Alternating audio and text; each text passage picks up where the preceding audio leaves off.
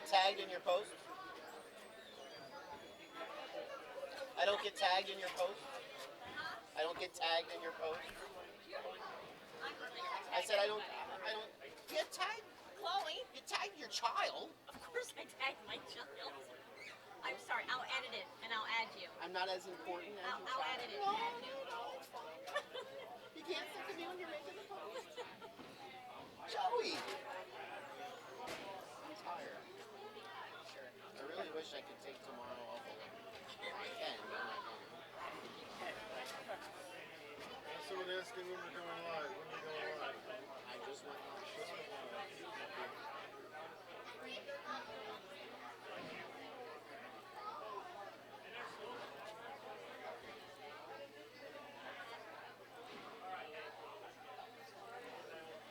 there going to be the standing sheets up soon, or? You could always go in and ask Josh where you finish.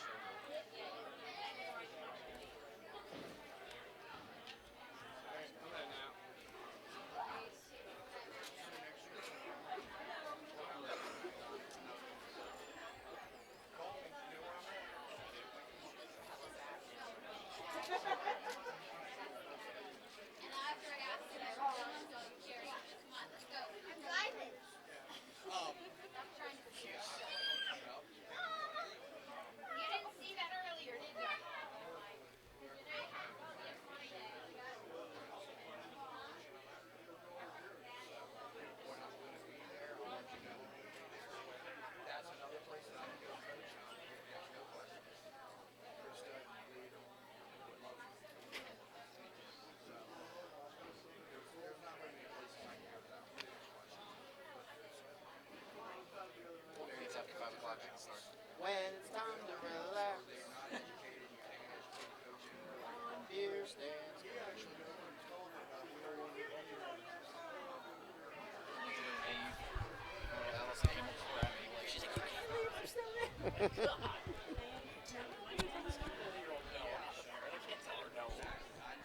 Okay, PJBT fans, it is that time. We are down to the final 10 in both scratch and handicap. And we are getting ready to start the finals. The format, the top 2 seeds in both scratch and handicap get a bye directly into the semifinals. The rest we set up as an 8-player bracket. 3 bowls 10, 4 bowls 9, 5 bowls 8, and 6 bowls 7. The winners move on to face each other, and those winners go on to face the top 2 seeds. And the winner of those matches bowl head-to-head for the finals. $750 scholarship is on the line for first place. Feel free to spread the word. Let's get lots of people watching the finals.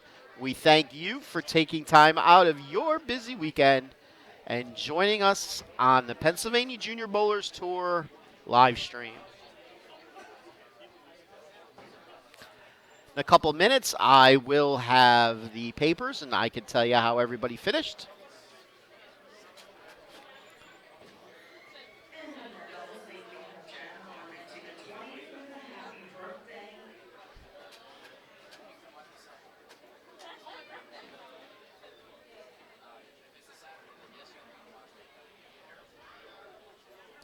As always, the live chat is up and operational. Feel free.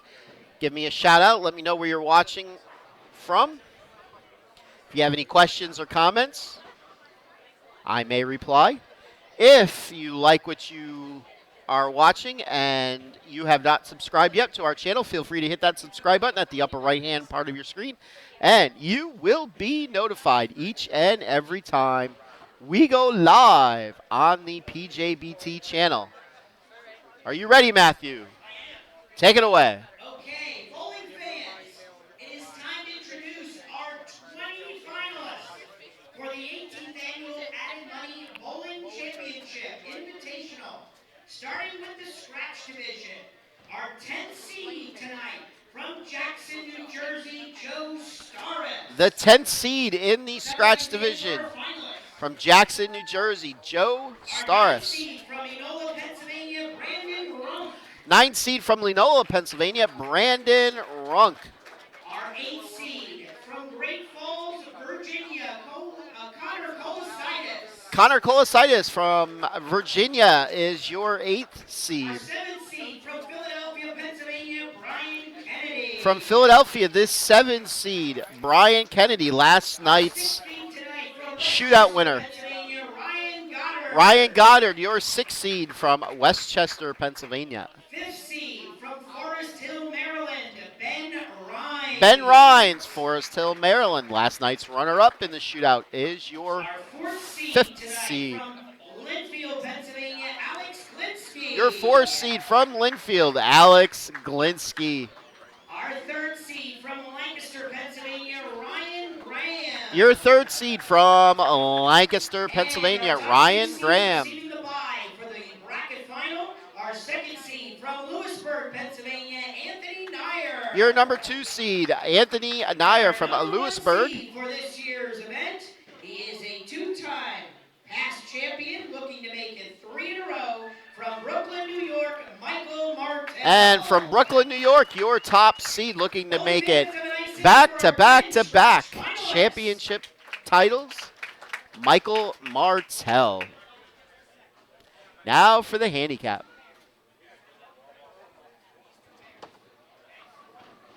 Okay, for the handicap side, our 10th seed in tonight's event from Greencastle, Pennsylvania, Kelsey Krieger. Kelsey Krieger, your number 10 seed from Greencastle. 9th seed from Harrisburg, Pennsylvania, Cameron Smee.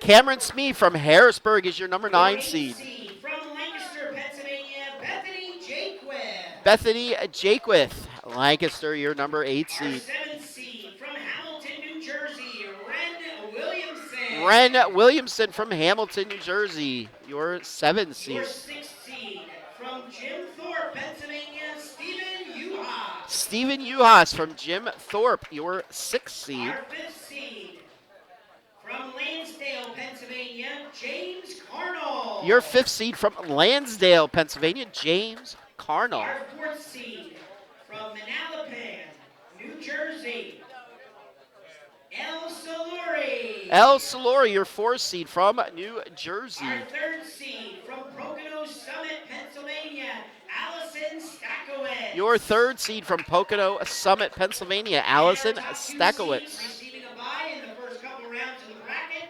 Our number 2 seed from Forest Hill, Maryland, Logan Chappell. Logan Chappell from Forest Hill, Maryland, your number And 2 our seed. top seed for tonight's championship from Jackson, New Jersey, Stephen Skillman. Stephen Stillman from Jackson, New Jersey, Parents, your let's have a top nice hand seed. for our handicap invitational finalists. All right. We have our 20. The bottom 18 will be bowling.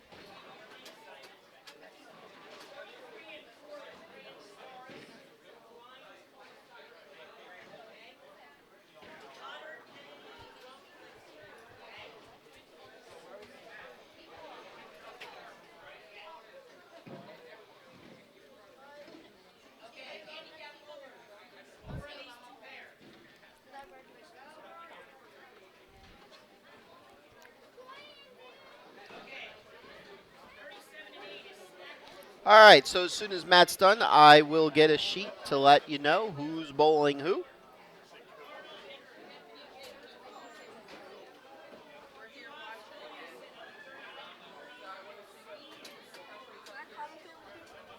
No.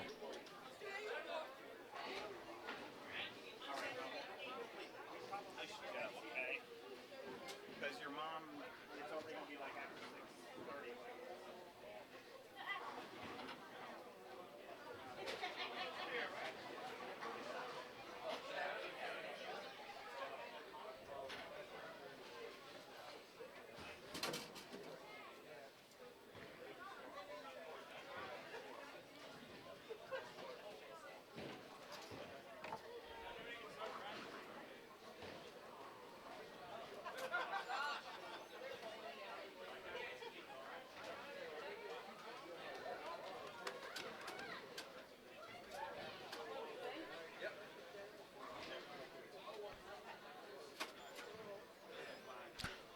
All right, so let me know who you think might win.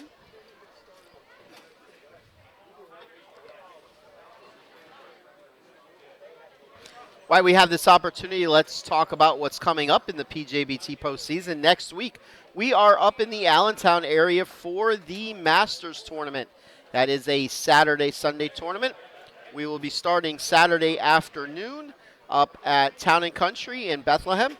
We will bowl Okay, 5 bowlers in the games. round of 8, 33 to 40. Your lanes are on. You can take your 2 balls and practice on each lane. And then we will take a break for dinner, and then we will go to Rose Bowl in the Allentown area for 5 more games. At which point, we will cut the field to the top 16, and then we will return Sunday morning to Rose Bowl to bowl elimination style, 2-game matches, double elimination, just like they do in the Professional Bowlers Masters tournament. You have to lose twice to get knocked out, except for the winner that makes it all the way to the finals. He still will need to win the final match because that is just a single elimination. Then the week after that, we are off to the Bowlers of Eastern Region tournament, something like that. The best tournament down in Maple Shade, New Jersey, where the PJBT meets up with all the other bowling series in the Mid-Atlantic to hold a 2-day, $5,000 first place tournament.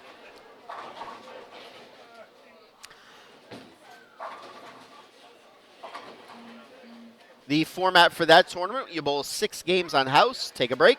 Then you bowl 6 games on a very difficult challenge shot. The field gets cut, and the remaining survivors come back Sunday morning.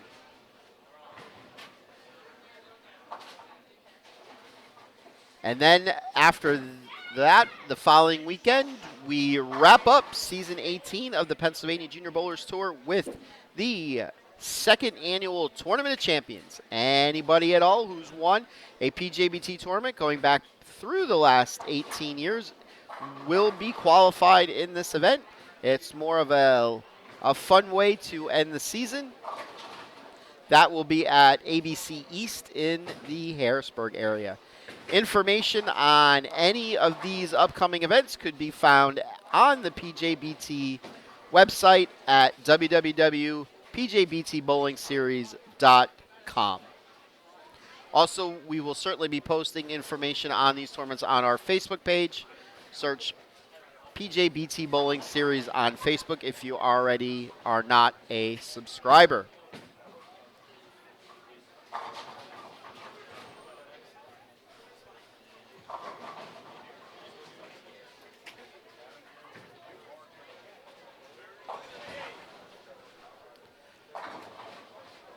Give me some. Going to get you the bracket now. Yes, thank you.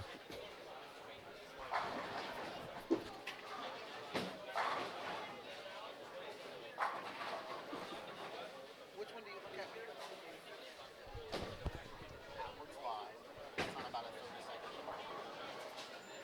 So I usually don't look at either. I'm watching.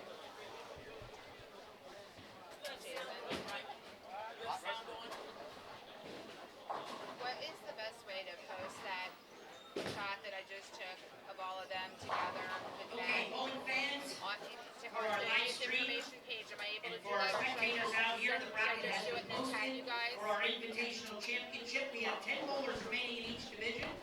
The top 2 seeds get a bye to the final 4. So we have an 8-bowler bracket. It is 3 versus 10, 4 versus 9, 5 versus 6, 5 versus 8, and 6 versus 7. Okay? These matches that you'll be watching, the matches are across from each other. It is single elimination, so the bracket will go Okay, from so 2 in bowlers, the 4 scratch to division, 2. Once we get down to 2 bowlers, they will be rejoined the by matches our top on 2 33 and seeds for a round 34, of which Super are Bowl. all the way to the left on the live Those stream. You matches can't will see go the each other bowlers, but for you the can title. certainly see Okay? the lanes. Top prize We for have this Ryan is Graham against Joe $750 Staris. scholarship We have on Ben each Rhines division, against Connor and we're giving out Colacides. over On 4,000 35 and $4,100 36, in we got scholarship Ryan prizes Goddard today. against Brian Kennedy and Brandon Runk against Alex Glinsky.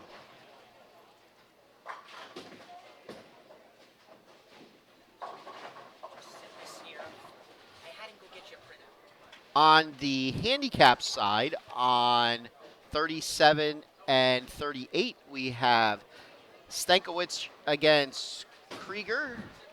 Stankiewicz will be getting 33 pins. And we have Carnell against Jakewith. Jakewith will be getting 68 pins.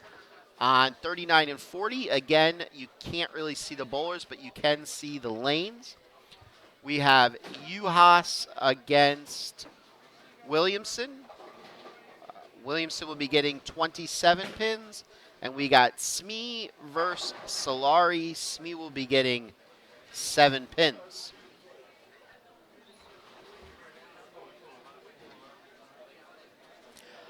The action will certainly come fast and furious. I will try to keep up with it as best as possible.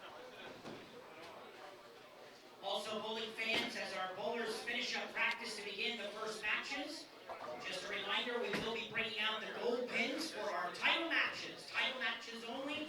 This evening, later, we'll have the gold pins in for the championship match. Okay?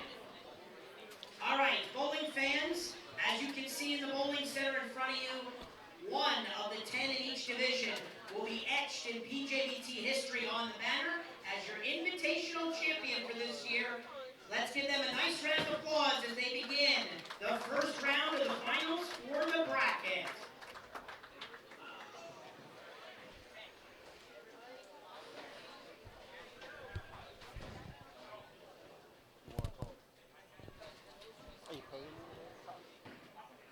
Find Brandon Bone because he asked two of you to come on right now since I don't have anybody else for a little while. All right, and we are up. Allison Stankiewicz is up first on lane 37. She leaves a 10 pin. Ryan Graham up on lane 35. He comes in light. He leaves a 1-2-7. Reminder, this is a fresh pattern. It was reoiled. It did play kind of low scoring earlier in the day. So it'll be interesting to see what the bowlers are going to come up with to try to combat that. Brian Kennedy comes in light. He leaves the 2 pin. Kelsey Krieger, she comes in light, leaves the 2-4-5.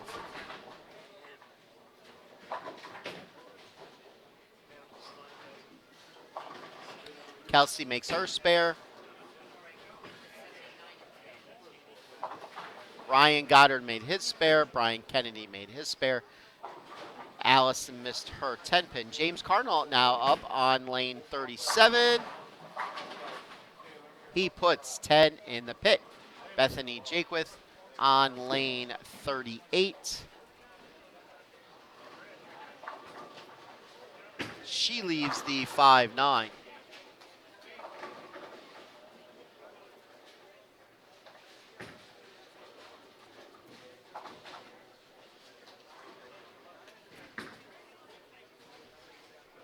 Alex Blinsky now up, lane 36.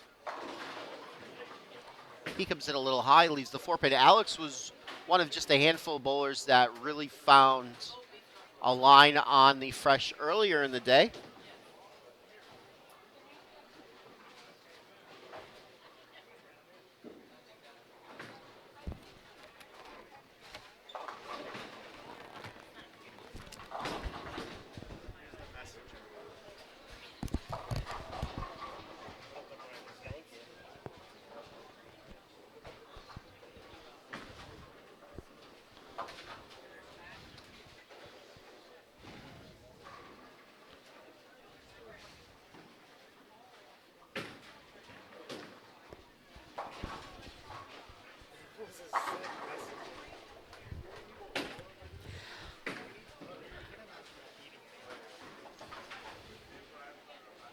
And joining us right now, taking a break from all the work that he's been doing this past weekend,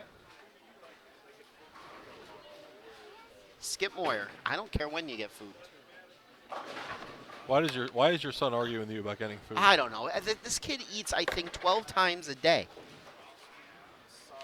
Be prepared. Sorry, I had a slice of pizza today. Okay. Let's see. We got Stars, Graham, Colositis, and Rhines on 33 and 34. Ryan, I believe does that look like is that a 5-pin? Why, yes, it is. That's a 5-pin. Glinsky comes up high and leaves a messy 10-pin. As I was saying, Glinsky was one of the few people that scored well earlier today. The scoring pace early was definitely medium to low. It was picked up a little bit. It was sort of like a little bit of a roller coaster. Ryan Goddard just missed that 2-pin by about 12 boards. And that 12 boards might be putting it best.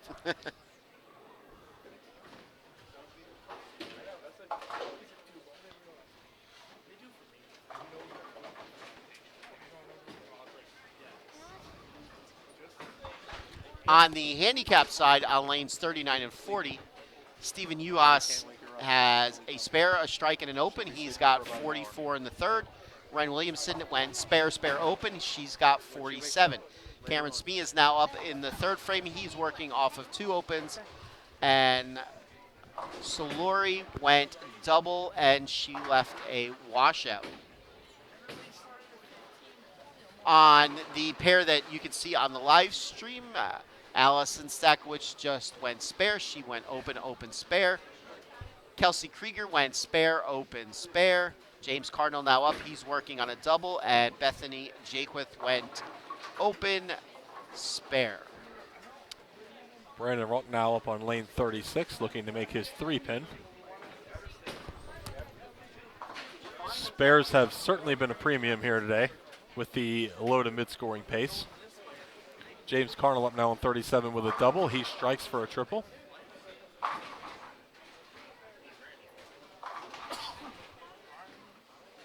His dad's down there. Excuse me, Skip. That's okay. I covered the action a little bit there while you were hanging out. Thank you. Ren Williamson with a strike, her first one of the match.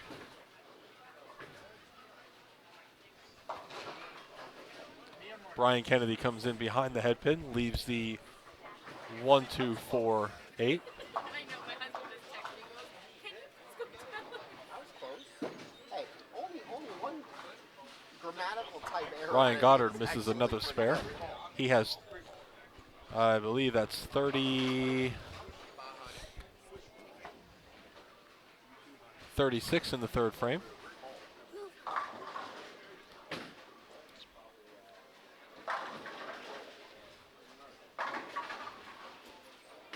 And Brian Kennedy makes his 6 count.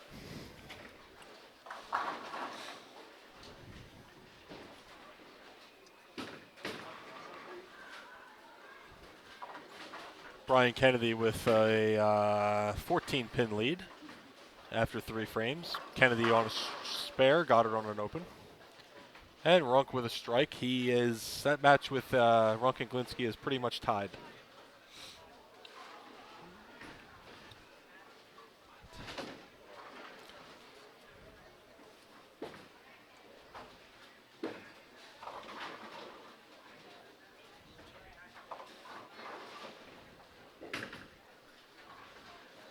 Alex now up on lane 36, looking for his first strike of the match. Comes in light, leaves the 2, 4, 8, 10. You could definitely see that these lanes have been redressed. Definitely. James Cardinal off to a good start, a 4-bagger.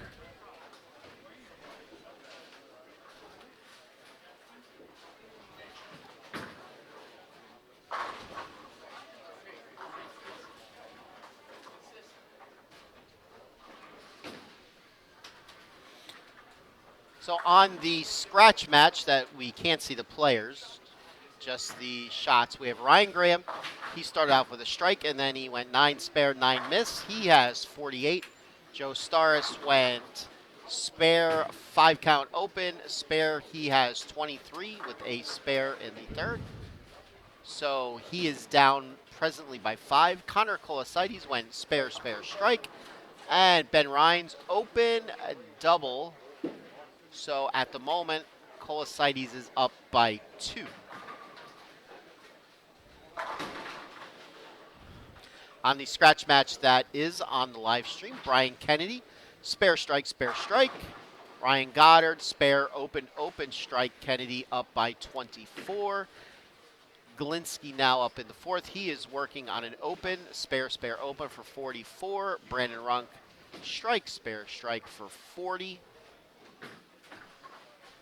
So Runk with presently a 16-pin lead, looking to make it 26 here with a strike.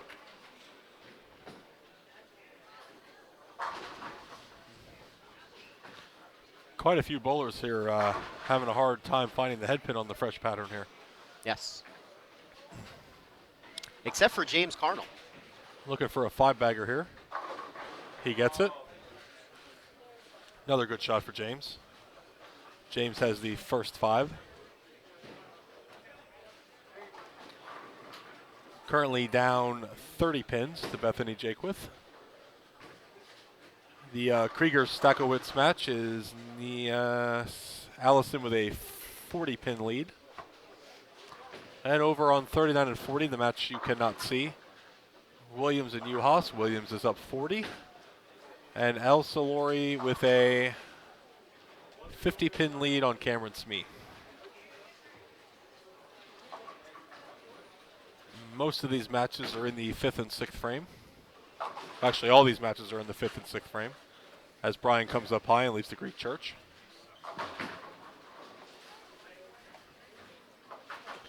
Brian had a very good financial night last night, winning the skins match against Parker Bone. Yes, got over $600 for his victory. James Cardinal now looking for the front 6. Comes up high, leaves the 6, 8, 10, 6, 9, 10.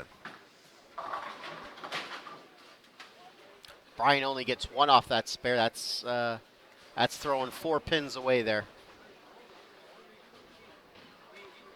That puts Ryan Goddard right back in that match. He is now working on a double. Spare for James Cardinal. Let's see if Bethany could get on track a little bit here on lane 37.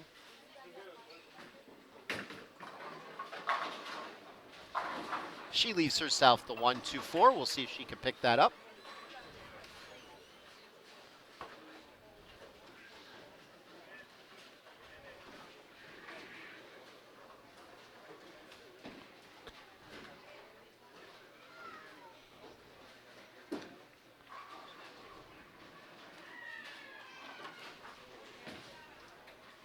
She gets 2 out of the 3. Alex Galinsky up, working on a strike, looking for a double. He comes in a little high, almost leaves the 4-9, trips out the 4, and almost tripped out the 9. Stakowitz now up on lane 37. She's working on an open as well.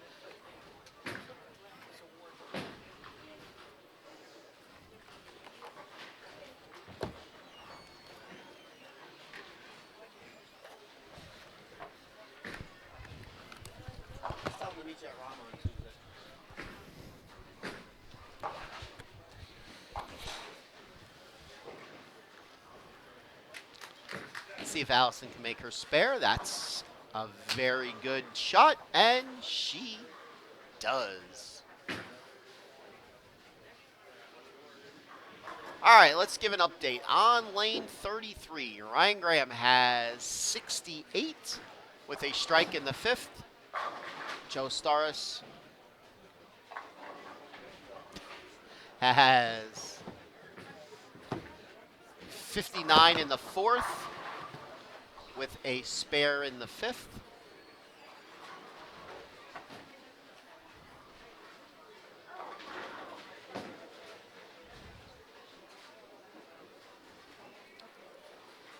Connor Colosaides working on a triple. And Ben Rhines has an open in the 5th, so Colosaides is up by roughly 30 pins in that match. The handicap match that is off the live stream. Close match between Ren Williamson and Steven Uhas. About a 7-pin match. Ren is still winning. And Slory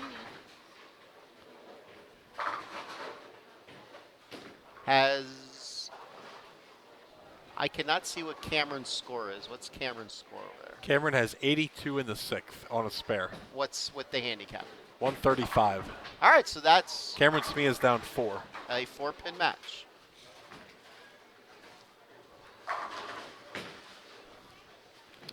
On the scratch match that is on the live stream, Ryan Goddard now has 4 in a row, and he jumps ahead of Brian Kennedy, who's looking for a double. If Brian strikes here, Ryan will have only a 14-pin lead, so that's a close match. Brandon Runk also is on a 4-bagger. He leads Glinsky right now. It's got to stay here. He leads Glinsky by roughly 46.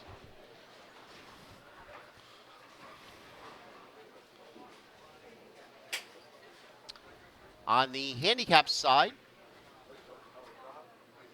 Allison with 172 with her handicap with a strike in the 8th. Kelsey with 165 with a spare in the 8th, so that's still a close match. James Cardinal, 171. He's working on a split here on lane 38. Bethany Jaquith has 150. She's shooting a 10-pin. Let it go.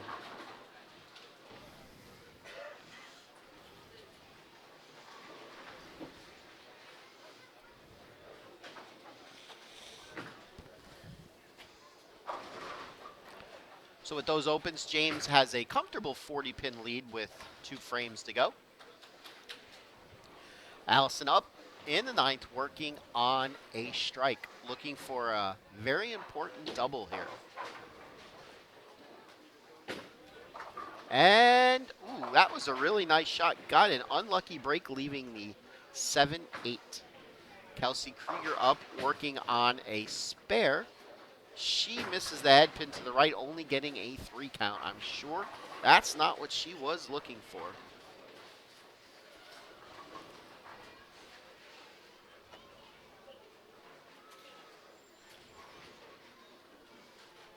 We'll stick with the handicap matches right now because they're going to be the first ones that are going to finish. In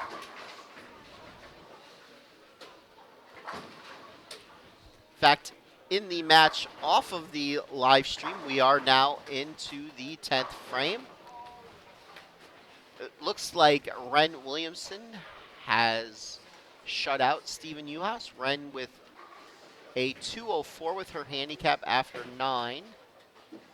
And Steven has 167 with his handicap after 9. So that match is over. So Ren will be moving on.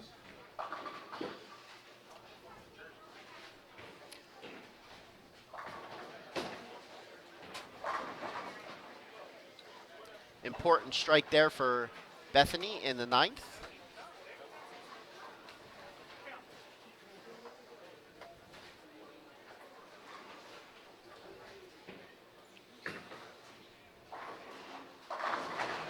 Okay, Steven Uhas finishes off. He shoots 136 scratch, 176 with his handicap.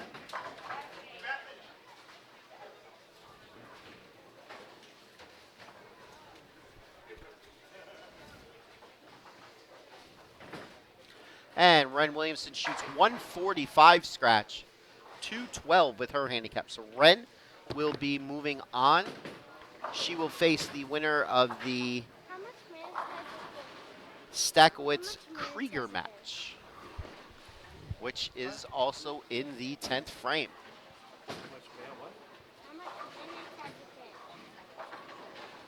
You're probably not going to see Pepe tonight. She's probably going to sleep for an hour. She was really tired. You got to remember, she's been up all day running around. She hasn't slept at all. It starts like 1 a.m. Right? 1 a.m., 2 a.m., 3 a.m., 4 a.m. In the Cameron Smee Ellie Solari match, Cameron Smee is going to win that match. yes.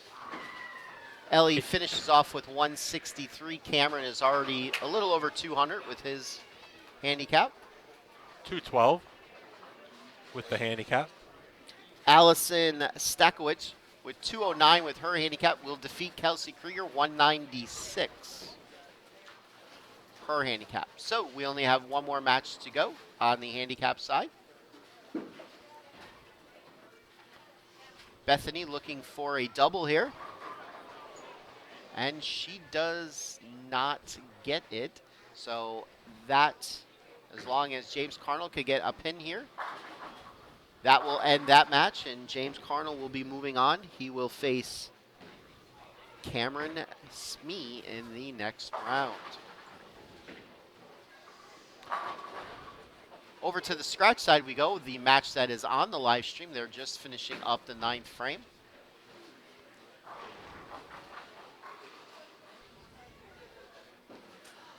Brian Kennedy has 139 with a spare in the 9th. The best he could go out for is 189. Ryan Goddard open in the 9th. He has 178. So that match still has an opportunity for either bowler. Brandon Runk has shut out Alex Glinski. Alex definitely struggling this game. He has 132 in the 9th with a spare. The best he could shoot is 182. Brandon Runk is already in the minimum 2 teens. Finishing off on the handicap side, Bethany Jakewith with her handicap shoots 198. James Cardinal 236. The scratch match that is not on the live stream, Joe Staris has, as soon as the tree disappears, 117 with a spare in the 8th. Ryan Graham does look like he has a 4-bagger up there, so Ryan is in control of this match. And in the other match, Ben Rhines has 120 with a spare in the 8th. And Connor Colosides has, looks like 139 with a strike in the 8th.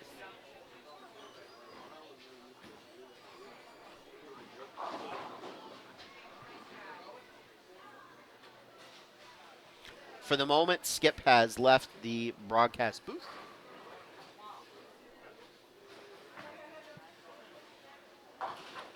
All right, into the 10th we go. That spare by Ryan Goddard pretty much is going to seal the deal. Kennedy did double. If Kennedy strikes here, he will force Goddard to get 2 pins.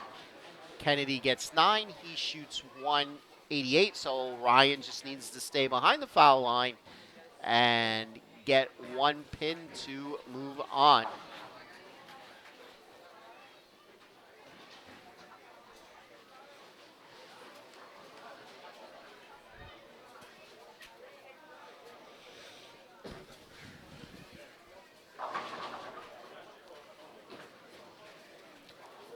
And Ryan does. He gets 8. So Ryan Goddard moves on with a 196 to 188 victory over Brian Kennedy. Like I said, in the other match, Brandon Runk has already shut out Alex Galinsky. Brandon will be going on to face the winner of the Ryan's Colosides match. And Goddard will be facing the winner of the Ryan Graham Joe Staris match, which is now heading into the 10th frame. Looks like Ryan Graham has pretty much shut out Joe. Ryan up in the 10th. He comes in high, leaves just the 610. So that puts him at 203. If I'm looking at the scores properly, Joe could only strike out for the 180s. So it looks like Ryan Graham will be facing Ryan Goddard. The battle of the Ryans, the 3 seed against the 6 seed.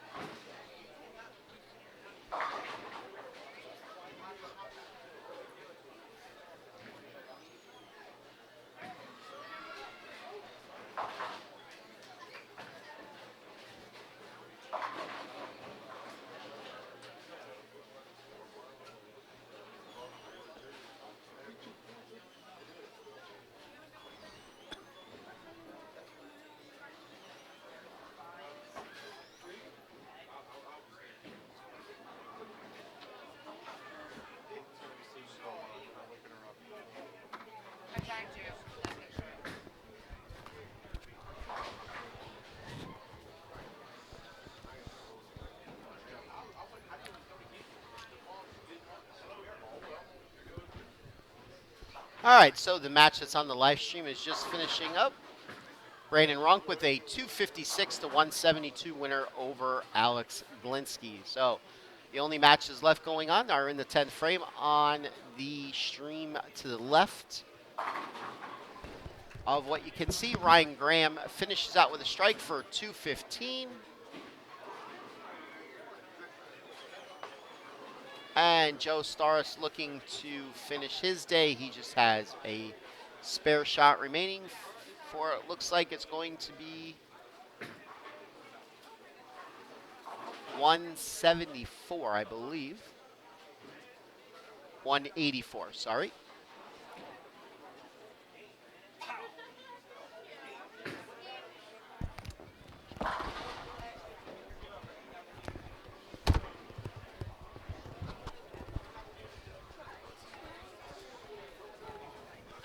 And the final match isn't quite over yet. Looks like Ben Ryan struck first ball in the 10th. He could still shoot 200. Ben could shoot 200 on the nose. And now it's over with Colacides striking first shot in the 10th. That match is now over. So the 8 seed Connor Colacides will be facing the 9 seed Brandon Runk. The winner of that match goes on to face the 2 seed Anthony Nauer. On the handicap side, your winners were the 3 seed Allison Stakowitz, the 7 seed Brent Williamson, the 5 seed James Carnell, and the 9 seed Cameron Smee. The underdog day.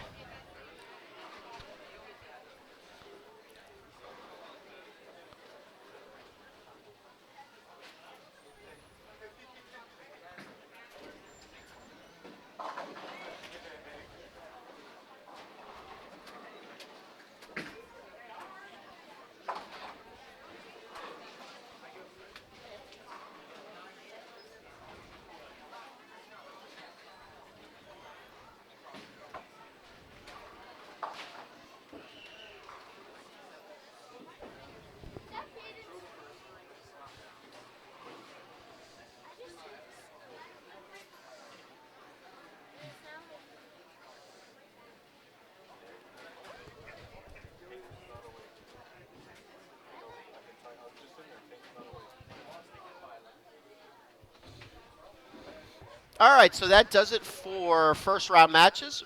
We will wait Matthew to give out awards for those that are bowing out. All the bowlers that did lose in the bracket here will receive a $75 scholarship, and they will be receiving their awards from Mr. Parker Bone.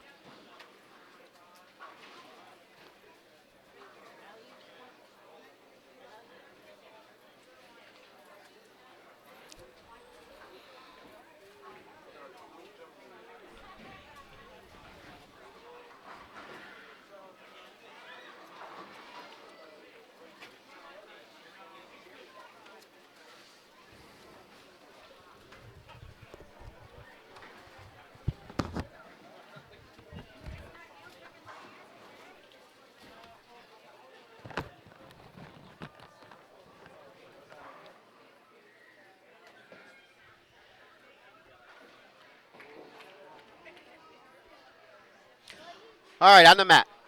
Okay, PJBT, bowling fans and spectators, time to give out our awards for the first round of the bracket. Officially finishing in 10th place in the scratch division, getting a $75 scholarship, certificate, and 10th place award goes to Alex Glinsky. Alex Glinsky, your 10th place finisher.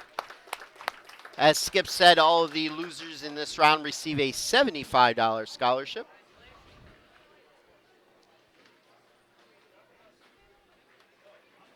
Officially, your 9th place finisher in the scratch division, getting a $75 scholarship, certificate, and award goes to Joe Staris. Joe Staris, 9th place.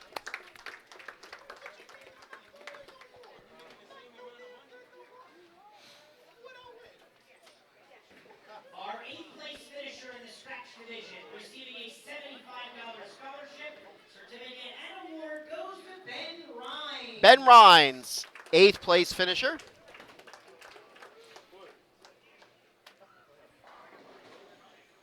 And our 7th place finisher, receiving a $75 scholarship, certificate, and award goes to Brian Kennedy. Brian Kennedy, 7th place today.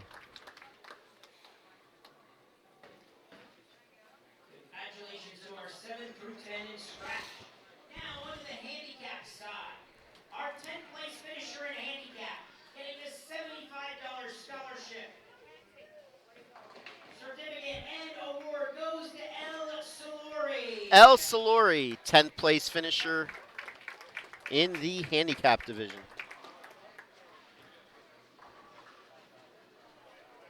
Our 9th place finisher, getting a $75 scholarship. Certificate and award goes to Stephen Uhas. Stephen Uhas, 9th place finisher today.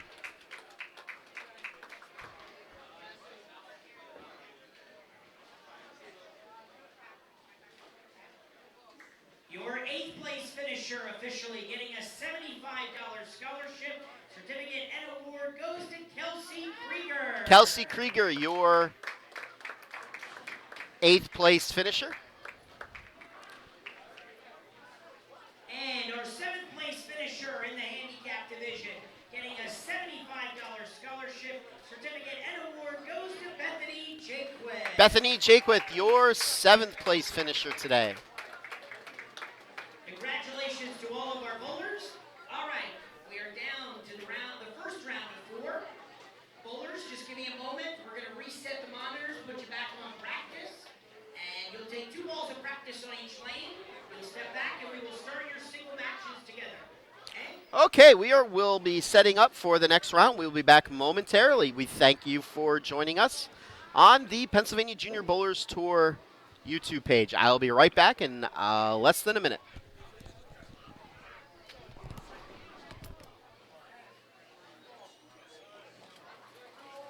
Okay, bowlers in the round of 4. Your lanes are on. You may begin your 2 balls of practice on each lane.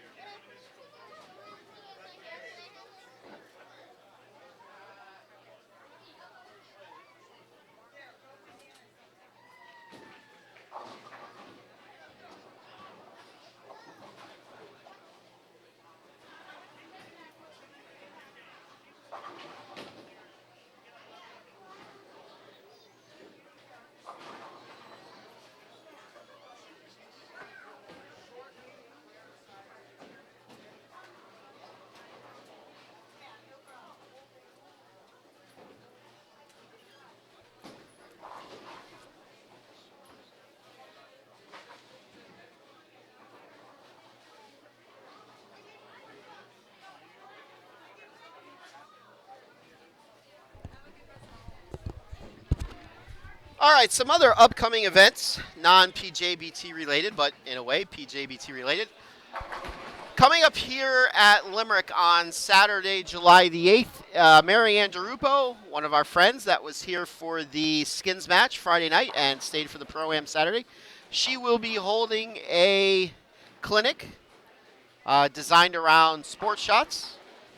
It's a great clinic for those of you looking to go out to Junior Gold the following weekend. A lot of topics will be covered. You can check out Limerick's website or derupobowling.com for more information. Also, see you, sir. Also coming up in August the 6th to be exact, we have the 2nd annual Mark Gaines Memorial Tournament.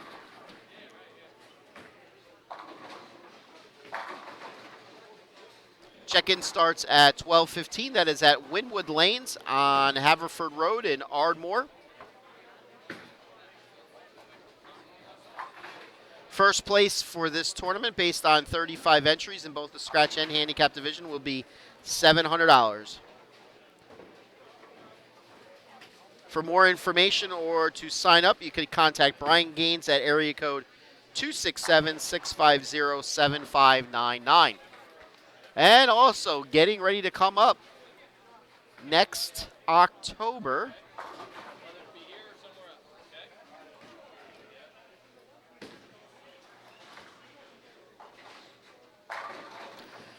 Saturday, October the 8th, and Saturday, October the 7th, and Sunday, October the 8th, is the annual Danny Wiseman Youth Scholarship Tournament. That is at AMF Country Club Lanes in Baltimore.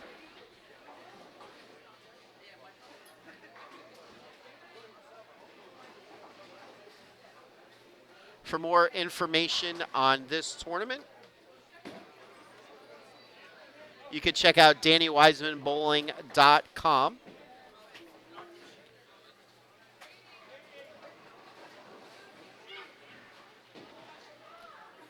The entry fee for this is $60 per squad or $150 for all 3 squads. Entries open July the 15th, and the deadline date for the final entries is October the 1st. This tournament typically does fill up rather quickly, so you may want to get your entries in basically as soon as it opens.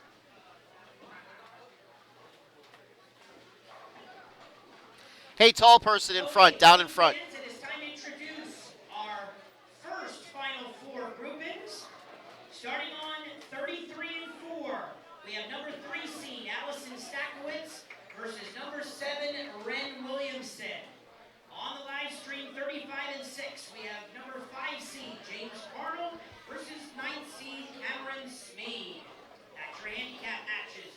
On the scratch side, your live stream, 37 and 8, we have number 3 Ryan Graham versus number 6 Ryan Goddard. Good bowling this weekend. On 39 and 40, we have number 8 seed Connor Colasidis against 9th seed Brandon Runk.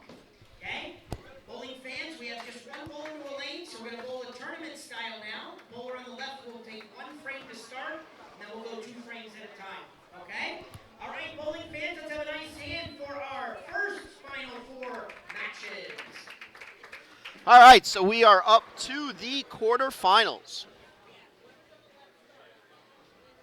It looks like for the handicap bowlers, Smee will be getting 39 pins over Carnell, and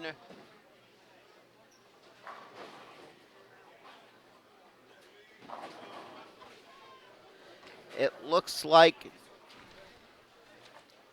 a little hard for me to see, Stakowicz will be getting a pin or 2 over Wren.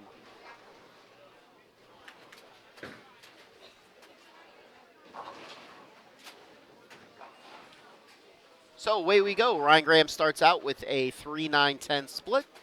We'll see how he can convert this. Cameron Smee on lane 36 gets a 5 count. Ryan makes the spare. Good start there for Ryan Graham.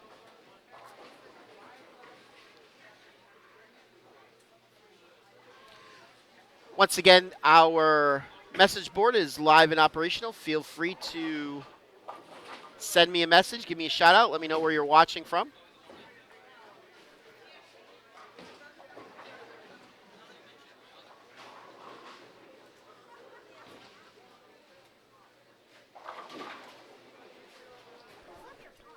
Ryan Goddard goes way jersey and trips out the 5-10. Good break there for Ryan to open up his match. Connor Colasidis off camera to your right. He leaves a washout in the first, gets 2. James Carnell started out just like he did the last match with a strike.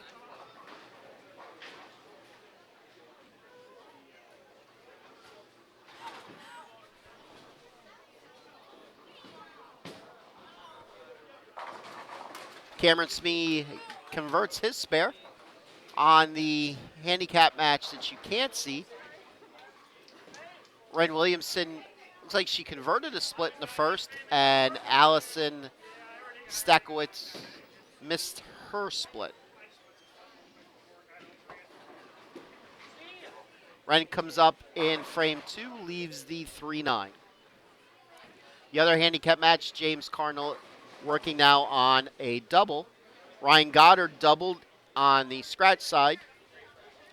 Brandon Runk on the match just off camera to your right left a 6 pin on his first shot. which he converted.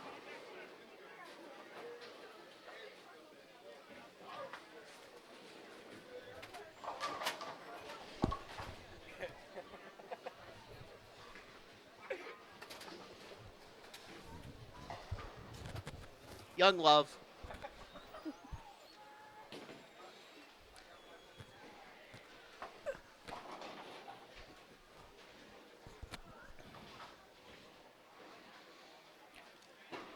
All right. Ryan Graham made his spare. He's went spare to start off his match. Ryan Goddard working on a double. Brandon Runk just off to our right. He comes in high. He leaves the 4, 7, 8, 10. That spare is makeable. Ryan misses the head pin in his third frame, leaves the 1, 2, 4. On the handicap side, Cameron Speed strikes in the third. James Cardinal doubled and spared in the third.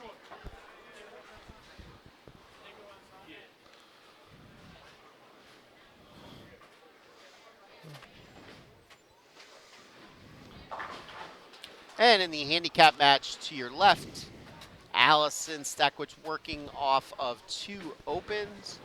Ren Williamson spared and open. It looks like Allison has a 10-pin lead.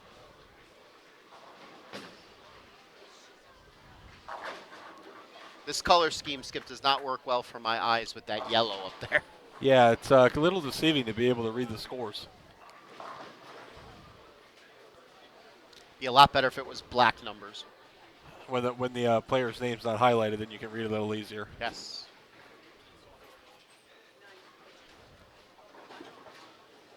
James Cardinal now up on lane 36, strikes. Good game for him going so far. Cameron on a double. James has 82 with his handicap after 4 frames.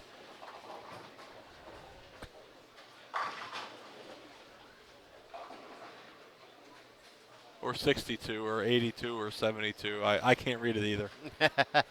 Looks like an 82. It is 80. Now that, okay, it is 82.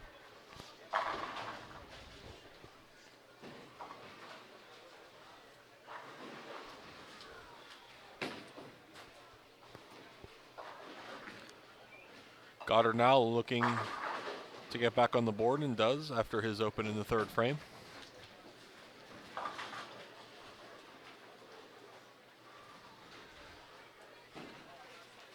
Would you like some headsets, Donald?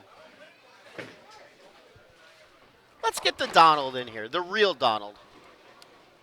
The Donald Trump of Marshall Drive.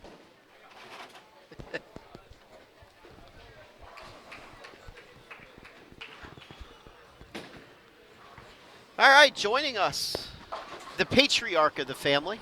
Yes, the man who theoretically started it all 35 years ago.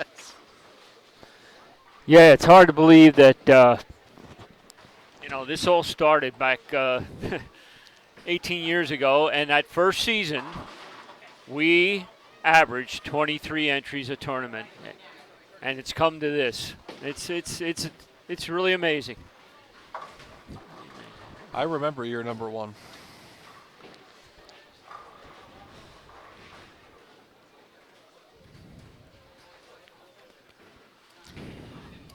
I do not.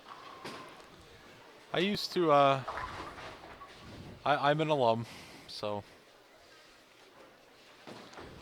I was not selected as one of the 50 greatest players of all time, but Definitely an oversight. yeah, I think somebody got paid off in that voting process. On the handicap match that is off the live stream, Allison Stackwich just spared. So she went open, spare. Looks like she has 108 with a spare in the fourth. And it looks like Ren Williamson has a 103 with a strike in the fourth. So close match through 4 frames. The other handicap match, Cameron Smee with a 148 working on an open in the sixth. James Carnell with a 102 working on a double in the sixth. So that is a close match, especially if James could continue the strike train, which he does. I would have to say the James has been the most solid bowler out of everybody, scratch and handicap. Definitely. I don't think I've really seen him miss the pocket yet. Throwing some very good shots. On the scratch side, Ryan Graham working on 5 straight spares to open the match. Ryan Goddard went double open strike. He currently with a 1-pin lead. The other scratch match, Brandon Runk, trying to convert the 7-pin. That would give him a 43 with a spare in the 4th.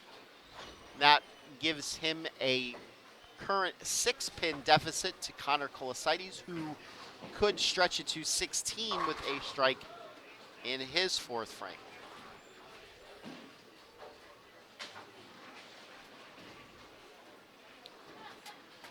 And just as soon as we say something good about James, we give him the kiss of death. He left the 9-pin and missed it. That's all right though. He's still up 20. Cameron working on 2 opens, so Cameron gets a mess of a rack up there and leaves just the head pin.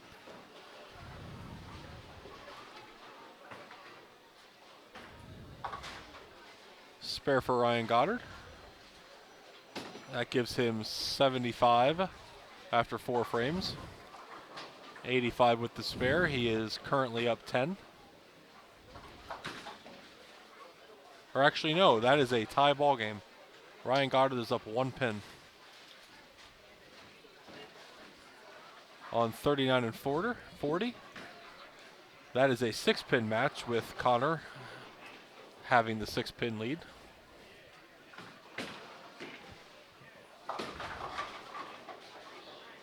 Ryan misses wide, leaves the 1-2-10. Looks like Ren down on lanes 33 and 34. She just made her spare. She has 141 with her handicap with a 6-pin lead. Spare in the 6th. 16-pin lead, rather, for Ren. That's with the handicaps figured in. Yes. I didn't realize I could just look right underneath the score and it tells me what the difference is. Yes, it does. Every single match out there right now is 20-pin difference or less. Nobody running away with any of these matches. Matthew, lane 33.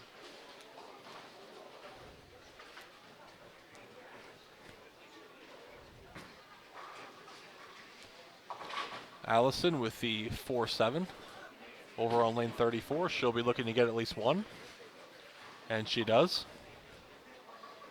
Always important to get that count. Absolutely.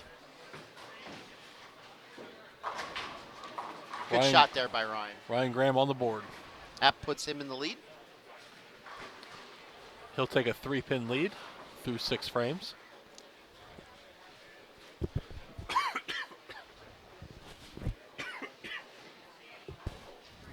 It looks like the first match that's going to come to a conclusion is the James Carnell Cameron Smee match. Can never remember first names.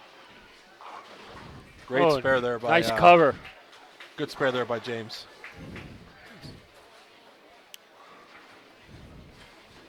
So Donald, with this being the 18th year, any certain one memory that sticks out to you over the last 18 years? Besides being on commentary with Skip Moyer and PA Fats. Well, the one match I remember, it was the Mighty Might match. It was a final at Easter Lanes a couple years ago. It was Alexander Horton and I'm trying to think of the other bowler. I think one was 8 years old and one was 9 years old at the time, and they faced each other in the finals. And that was quite something. And it was a close match, too.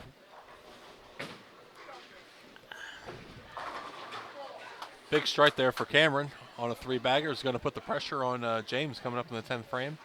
Cameron, with his handicap, can strike out for, let me see here, once the graphic goes down, 10, 258. James Carnell can only shoot 235. So if Cameron strikes here, the match, I believe, is over. I don't even think he needs a strike. He just needs a good count. And Ryan Goddard did the Marianne DeRupo. As Harry Doyle would say, just a bit outside.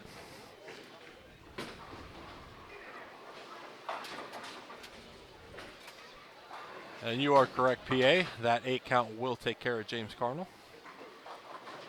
226. And if I could only read it. I'm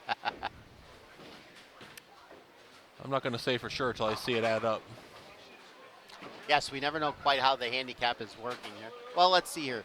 He's getting 39, and he's going to shoot He's going to be in the 240s. 193 if he makes the spare. He's in the 240s already, so it doesn't matter. Because he got the first strike. A spare here gives him 193 plus 53 is 146. Yes, and the best James could go is 239. Yes, so the match is over. What seed was Cameron? Cameron is the 9 seed. So Cameron will move on to face Steven Skillman.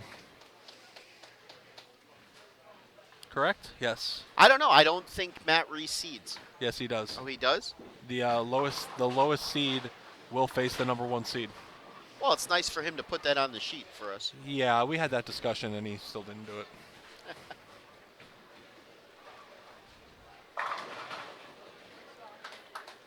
The other handicap match is still pretty close. Allison Stackwich struck in the 8th, and she left the 610 in the 9th. Looks like she is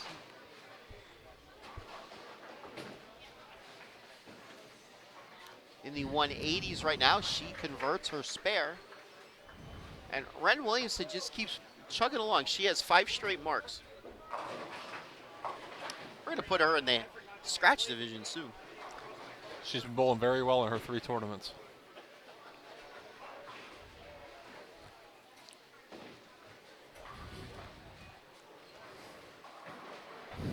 So Allison has 184 with a spare in the 9th.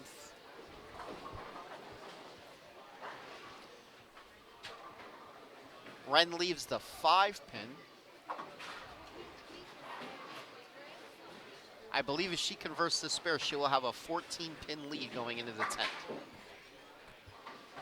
What's going on in the 2 scratch matches? They're kind of just punching each other in the face, and that's about it. Untimely open there for Ryan Graham, which kind of coincides with the untimely open for Ryan on the other side, too. So that is a 13-pin match in favor of Ryan Graham. Goddard is on a spare, Graham on an open. So essentially with a strike here, Ryan would still have a 3-pin lead no matter what Ryan does in the 9th.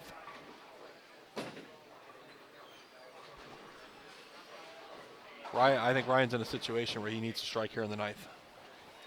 Just with the way both bowlers have kind of been back and forth.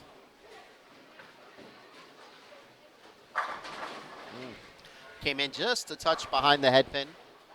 Solid 10. Back over to the other handicap match. Ren Williamson spared in the 9th, and in the 10th, she makes another spare.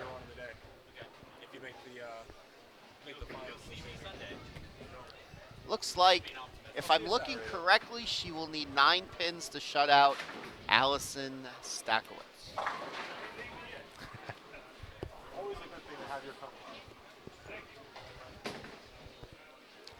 And she gets 9. So it looks like that is waiting for... She actually has 234, so Allison Stackwitz will need to strike out to tie.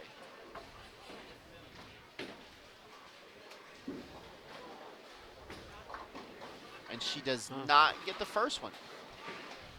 So it looks as if Ren Williamson, the 7 seed, will be moving on. So we have the 7 and the 9 seed making it through in the handicap division. Ryan Goddard now up on lane 37. If he strikes out, he will force Ryan to go double 8. And he does not. He leaves the 2-4-10. Definitely not a good time for that. Not at all. When is there ever a good time to leave a split? He has to make it. Absolutely. To have any chance in this match, he will need to make this spare.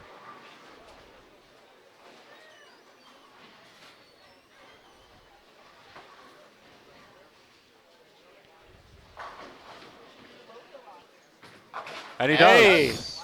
nice pickup. Big spare there for Ryan. That gives him a chance. Keeps him in the match. Strike here will give him 167. We have the possibility of a tie. Yes, we do. Ryan would need a mark and 8 in the 10th frame. And good count on the first ball. If he strikes on the first ball, then he just needs good count. Yes. The other match looks like Brandon Runk has roughly a 10-pin lead over Connor Kolosides. Connor just struck in the 9th. And not the way you would draw it up, but it is a strike. It is a strike. That could wind up being an important strike. So he shoots 167. Ryan Graham will need 2. Mark here in the 10th. Definitely need a mark first strike or a mark. A strike and will then go count. a long way. If he goes 9, spare 9, he'd win by a stick. You okay? Thank you. And when it's needed, 10 back.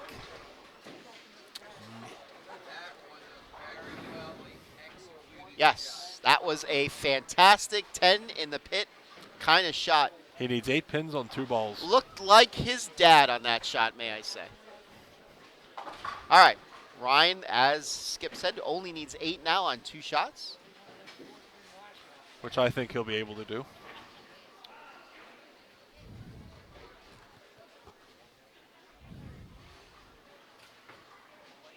Pretty good looking That's shot. a winner.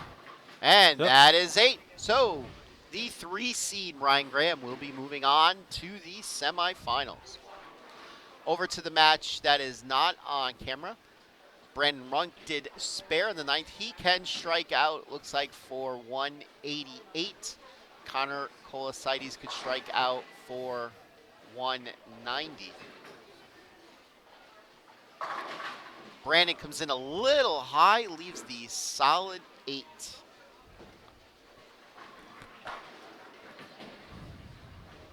Little housekeeping, Ryan Graham with a 168-167 victory over Ryan Goddard.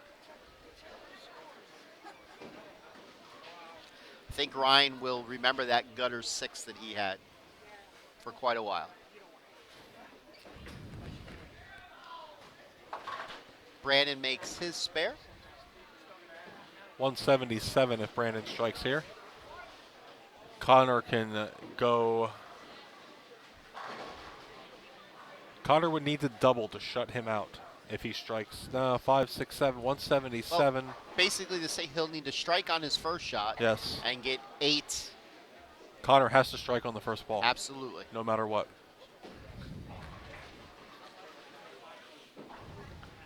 On a lane he has not struck on yet.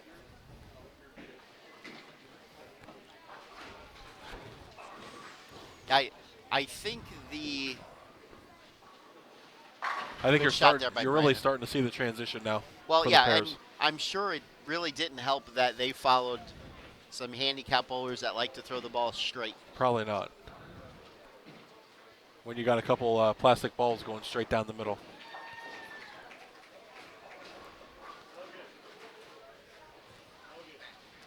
All right, let's see if Connor could strike.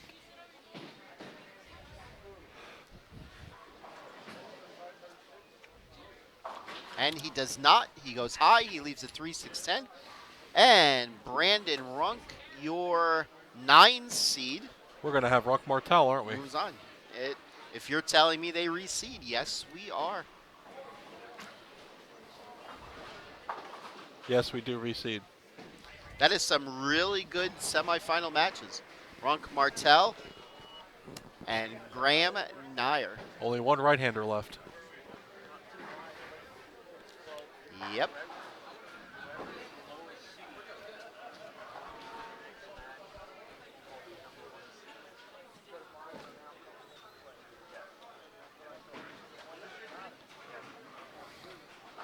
All right, I'm going to step away here while they give away the awards, and we will be right back for some pretty good semifinal action. As soon as these next round of matches are over, we will see the gold pins on 35 through 38.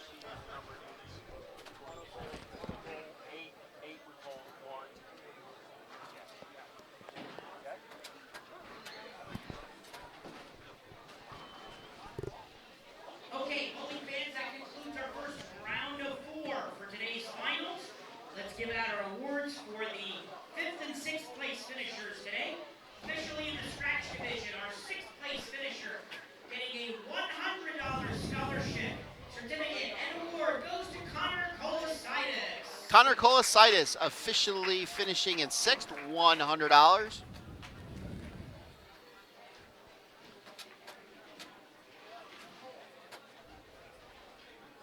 And our 5th place finisher in the scratch division, getting a $100 scholarship certificate and award goes to Ryan Goddard. Ryan Goddard, 5th place finisher, $100 into his scholarship fund.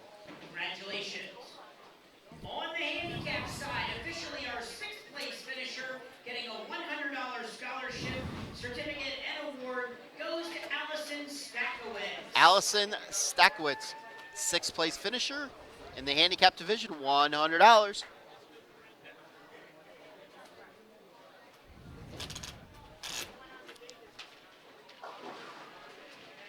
And our 5th place finisher in the handicap division, getting a $100 scholarship certificate and award goes to James Carnell. James Carnell, 5th place handicap division, $100 richer. All right, we will now set up for the semifinals. I will be back momentarily. Okay, we are down to the final 4 in each division. We will have another round of 4, just like you watched on that round and this round, but the top 2 seeds are rejoining the field. So in scratch, we have top seed Michael Martel, we have 2nd seed Anthony Nair, 3rd seed Ryan Graham, and 9th seed Brandon Rump remaining. On the handicap side, we have number 1 seed Steven Skillman. We have number 2 seed Logan Chappell, number 7 seed Ren Williamson, and number 9 seed Cameron Smee. Those 8 bowlers are remaining. We're going to turn your lanes on for practice. All right, as we get ready for the semifinals, I am going to step out, like I said, for a moment or two. You are watching final round coverage of the PJBT Invitational Tournament. I'd like to thank you for spending some of your quality time with us here on the Pennsylvania Junior Bowlers Tour YouTube page. I will be back momentarily. Thank you.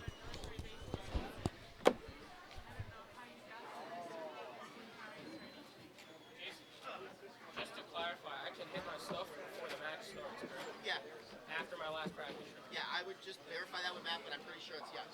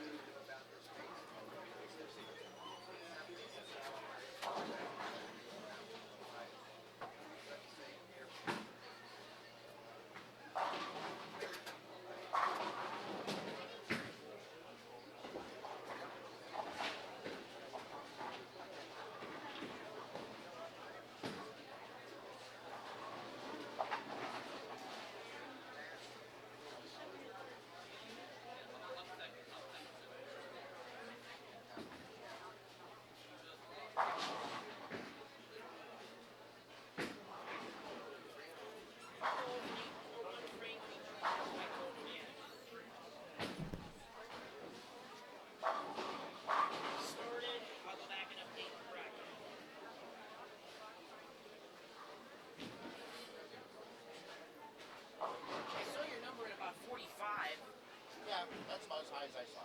Really? Okay. Not bad.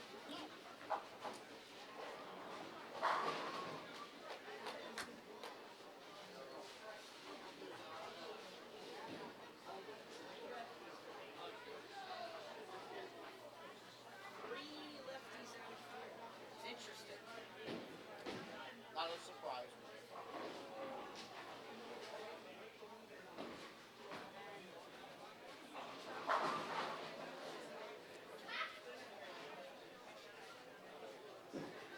Lane Stomp's the last right-hander to win this tournament back in 11. If you look at the batters. What does that tell you? This is a lefty. Yeah. Well, Russell's left-handed.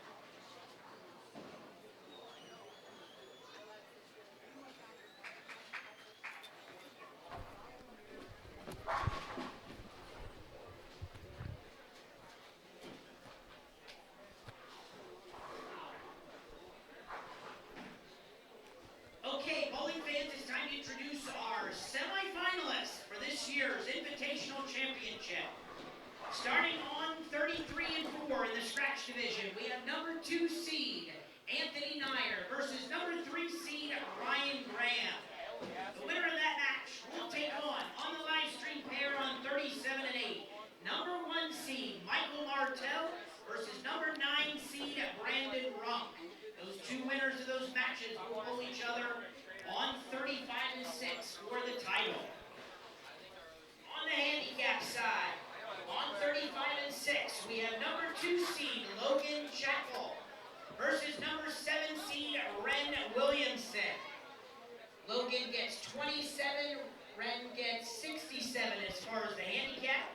The winner of that match will advance to the title match to take on 39 and 40. We have tournament leaders Steven Skillman versus number 9 seed Cameron Speed. The difference of handicap down there, just 6 pins between the two of them. The winners of those two matches will take on each other in the title on 37 and 8. Okay? Bowling fans, let's have a nice hand for our semifinals. All right, off to the semifinals we go.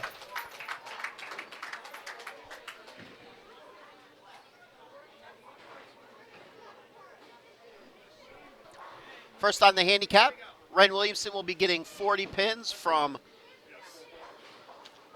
Logan Chappell, and Cameron Smee will be getting 6 pins from Steven Skillman.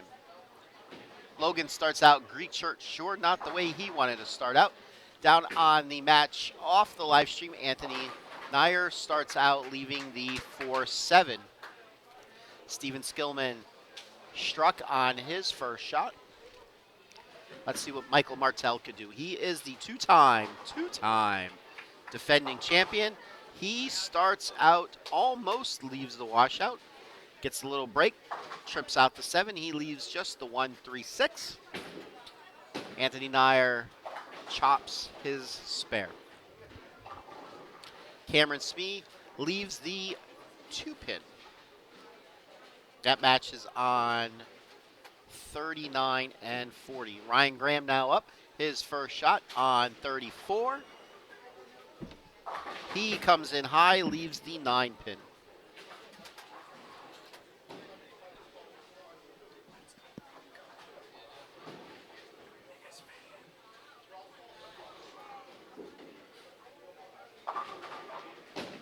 Martell converts his spare. Ren Williamson gets 2. So both her and Logan start with opens. Ryan Graham converts his spare. Cameron Smee gets just the 7-pin on his first shot in the second. Brandon Runk now up for the first time on lane 38.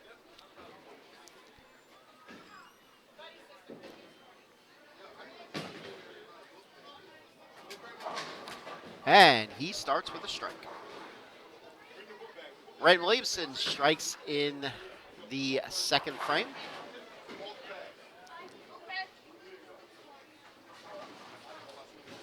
Cameron only gets 3 on his second attempt, so he has 13. Scratch 66 with his handicap after 2. Ryan Graham looks like he left a 10 pin in his second frame. Logan on the handicap side, lane 36. He comes in a little light.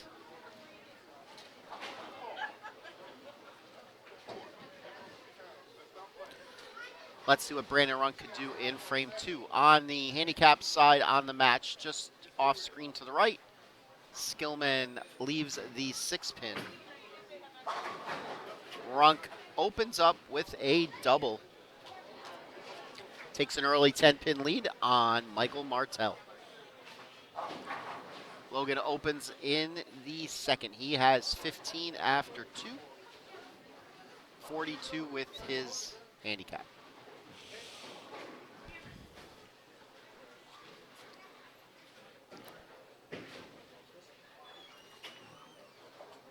Skillman missed his 10 pin. He's now up in the third on lane 39. He puts 10 in the pit. Nair on lane 34 made his single pin spare. Martell up in the second, lane 38. He comes in light, gets a trip on the 7 again to only leave the 3 pin. So, he's caught a slight break. His first 2 frames leaves makeable spares instead of a washout and a split.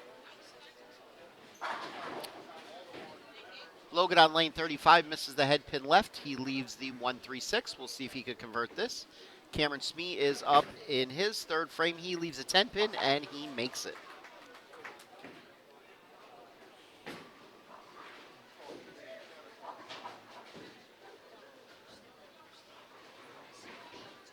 Anthony Nair left an 8 pin in his third frame. He converts it. Ryan Williamson now up in the third. Michael Martell did convert his spare.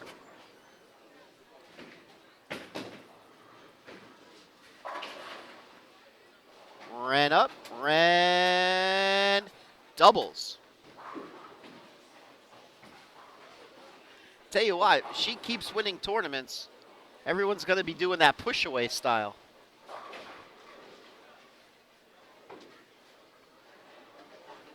Cameron Smee missed the head pin to the right on lane 39. He's up shooting his spare, and he converts it. Michael Martell up in the third frame. Ren looking for a triple on 35. She gets it. Wow. Good shot there by Martell. Gets his first strike of the match. Ryan Graham missed his, looked like an 8 pin.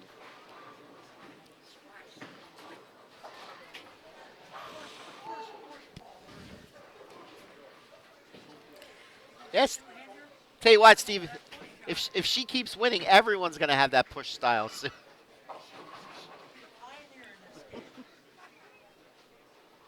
Let's see what Brandon Run can do. Opened up with a double. He's up in the third.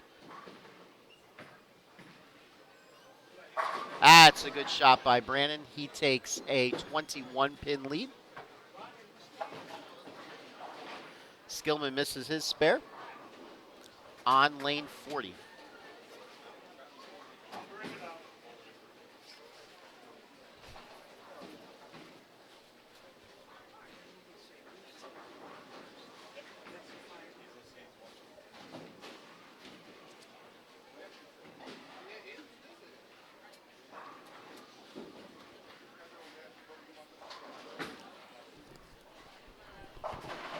Skillman up, frame 5. He comes in a little high, leaves just a 4 pin. Runk now up working on the front 3. He does not like that shot. It pushes. He leaves, though, just the 136. Anthony Nye on lane 34 struck. Donald puts back on the headset. Got a question to ask you. What do you think about when you have your top 2 seeds come in now at this semifinal? You know, you've had their opponents already bowled on, and we mentioned the last match. It looks like some transition starting to take place. Do you think that's an advantage to, the lower seed now with the higher seed coming on at this point, or you think really it's It depends on the situation. For me personally, in this tournament, it doesn't matter because neither bowler has bowled on the lanes that they're bowling on. In a regular step ladder where you are bowling on the same pair, I personally think that the higher seeded bowler is on a disadvantage because he has to come on to a pair where his opponent already knows the characteristics. That's just my 2 cents. What do you think? well, it just boils down. You got to make, you know, you got to take one frame at a time and just make good shots. And if you're making good shots and read off of that, if you have to make an adjustment, Getting down to the nitty gritty. And Ren Williamson does not make her spare, but she already has through 95 scratch.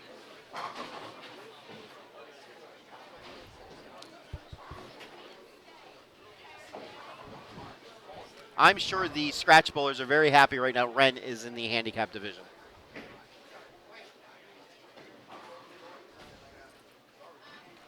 Michael Martell looking for a double to tighten up his match against Brandon Runk. And Ren strikes again. good shot. And he did the right thing there. Distraction, whatever it may be. Step back, just collect your thoughts, and you know, back on the approach. All right, so let's go around. Let's see what's going on here. Looks like Anthony Nair has 68 with a spare in the fifth. Ryan Graham is on a double in the fifth and sixth. He had 56 in the fourth. So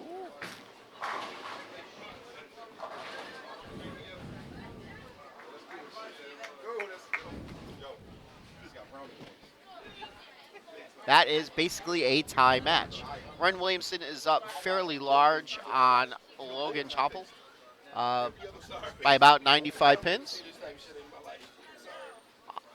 The handicap match on 39 and 40, Cameron Smee with 120. And Skillman has 119, so that is a one-pin match. And over here, Martell is now on a three-bagger. He now is up by 3 on Brandon Runk.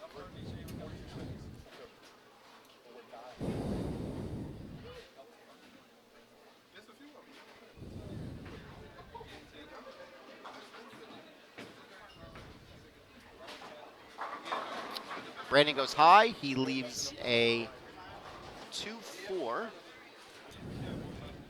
The other scratch match, Anthony Nair split in the seventh, so he has 116. Ryan Graham working on a double. He could take roughly a 20. And that was almost another strike for Ryan. This is amazing. I'm telling you.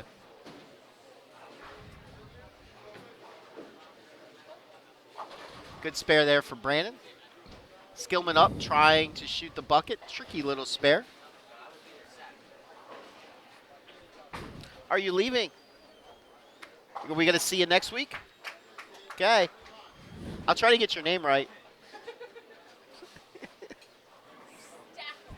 I was close. For me, that's really good. Let's see if Frank could convert the 10 pin. And she does not. Looks like she needs to work on her spare game a little bit there, Donald. Cameron Smee with a strike. Keeps his one pin lead after 7.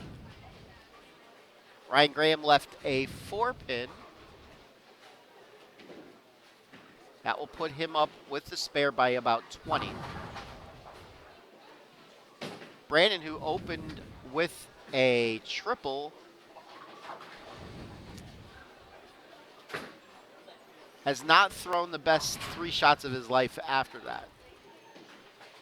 But he's cleaned up every frame. But he now finds himself down roughly 16.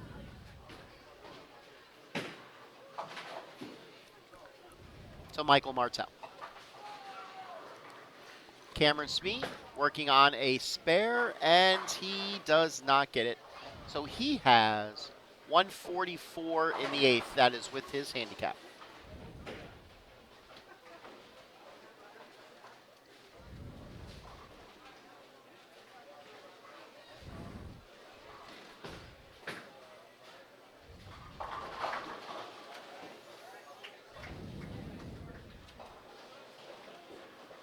Ren did make a spare in the eighth. She already has 190 with her handicap. So she will be moving on to the finals. Anthony Nyer leaves a 3-pin.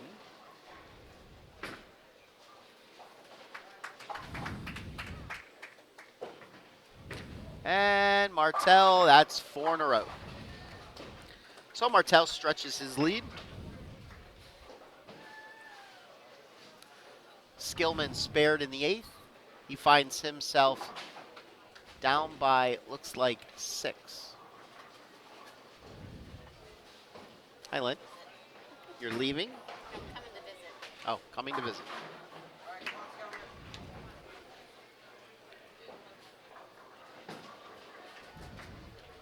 Oh, coming to visit. Some good games.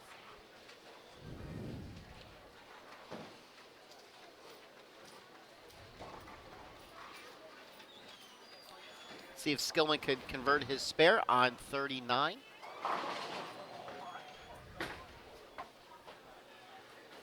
He does not. So he has 164 in the ninth working on an open. Martell misses left. He leaves the 136, so that stops his string of strikes.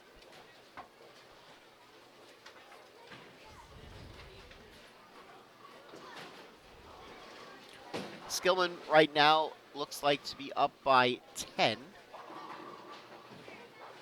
And Ren almost strikes again. I'm telling you, Matthew, if we're going to have this push. The push away form is going to be the new form. Two-handers are going the way of the dodo to this push away.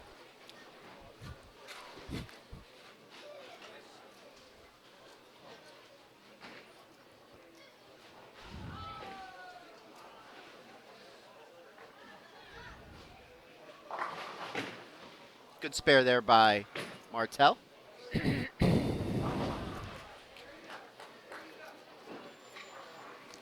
All right, so Ren will be moving on to the finals.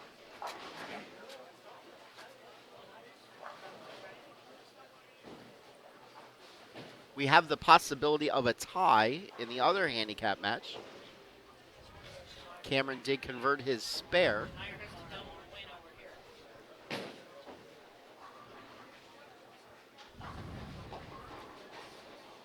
And Ren almost strikes again. Not a very good shot by Brandon. He has definitely lost his feel for this pair after opening up with a triple.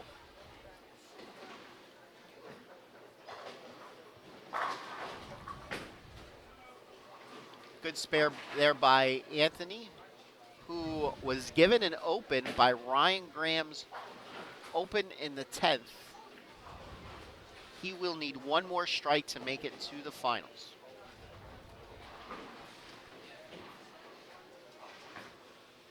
Brandon Runk does not convert the 3-5-6. Cameron goes 5 out. That wasn't very good. Anthony Nyer, solid 7 will end his day. So Ryan Graham will be moving on to the finals. Your 3 seed.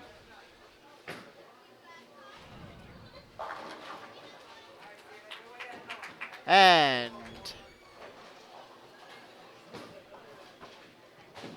it looks as if Steven Skillman will be moving on to the finals in the handicap against Ren Williamson. Ren with a 227, 160 scratch game. She hit the pocket 8 out of the 10 shots, got 4 strikes, 4 9 counts. Skillman defeats Smee 173 to 164. Williamson defeats Choppel 227 to 158. But we still have a few frames left in the Ronk Martel match.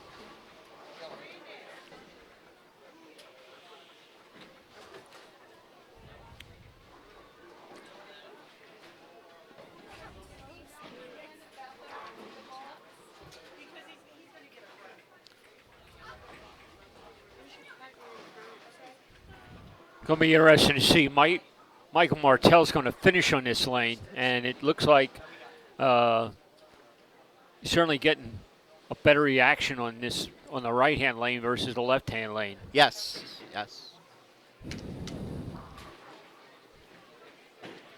He right now has a 26-pin lead, so he is in control of this match. And he leaves a 7-pin. Brandon Runk started out hot. He threw 3 really good shots, but since then, I think he would admit he has not thrown a good shot since. Now, that being said, it's possible that Martel is crossing him. They are both lefties, both playing a similar line, so it's certainly possible that Martel has changed Runk's ball pattern, which Runk has not adapted to.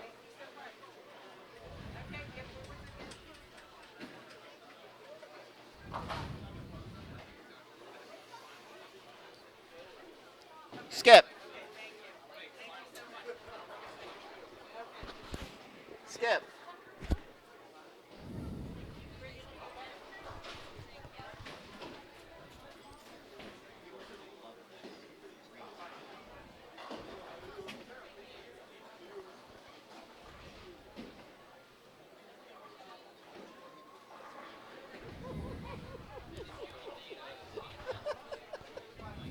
Get mad at her to read that. All right, Martel did convert his spare.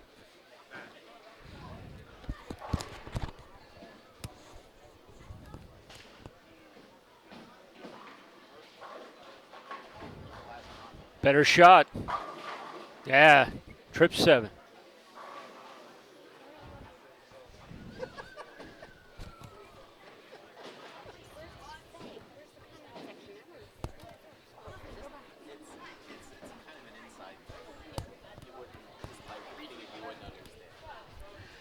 All right, Martel did strike in the foundation frame 9th. He is in the driver's seat.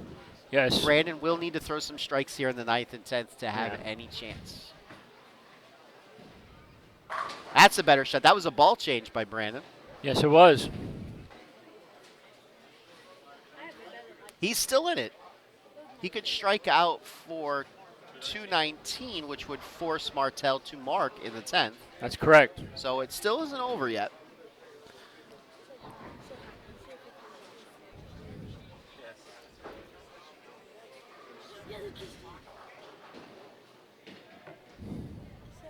Hello, fun times.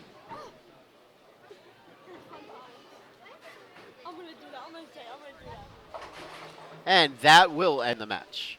All right, so the number 1 seed, Michael Martel, will be going up against the number 3 seed, Ryan Graham. And in the handicap side, the number 1 seed, Steven Skillman, will be going up against the number 7 seed, Ren Williamson. Ren will be getting only 20 pins.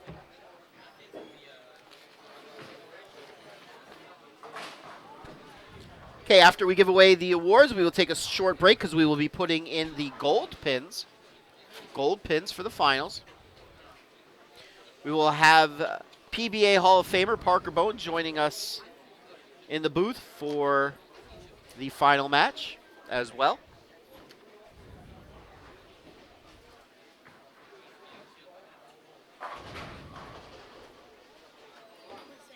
$187 for Brandon. Martel could strike out here for 244.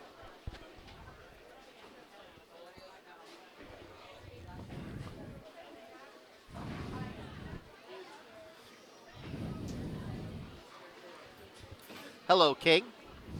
I dispute your claim. By the way, one of our listeners contacted us, and that match I was talking about between that 8 and 9-year-old back at Easter Lanes, that other bowler was Aiden Davis.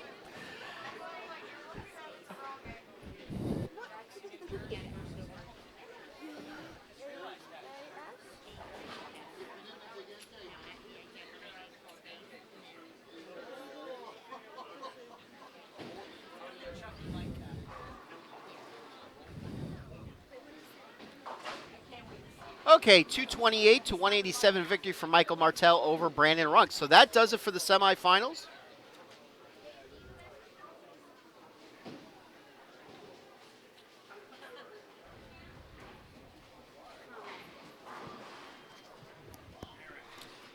I'm not going to dispute that claim, King. See?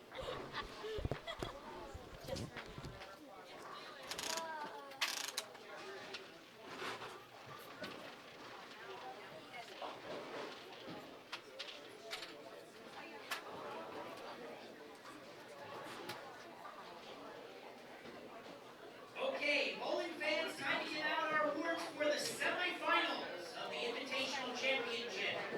Our fourth place finisher officially in the scratch division, getting a $200 scholarship, certificate, and award goes to Anthony Nyer. Anthony Nyer, Let's have a nice hand for Anthony.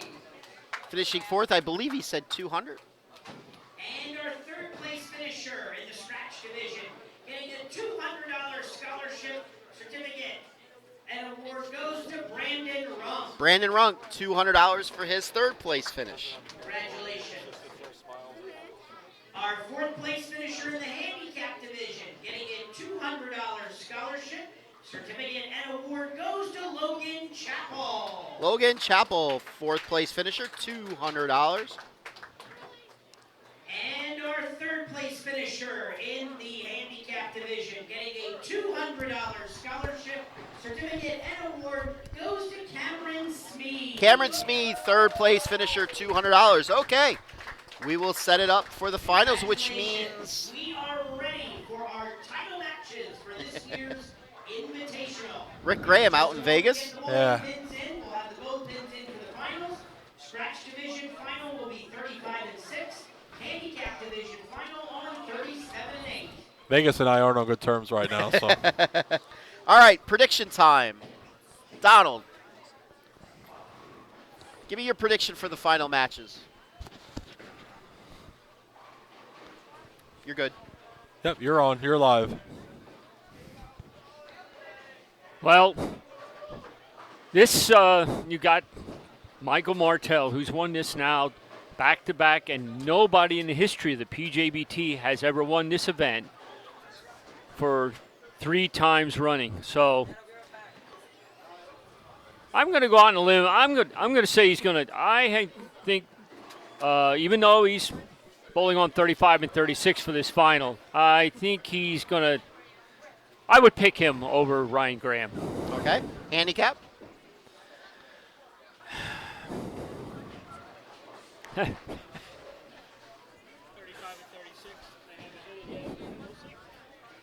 Will the push away continue? What do you think? Is the push away going to continue? Well, she was certainly consistent in that last game. Yes. I mean, she didn't get strikes; she got 9. So, Yes. What's the handicap difference? 20 pins. 20 pins. Yes.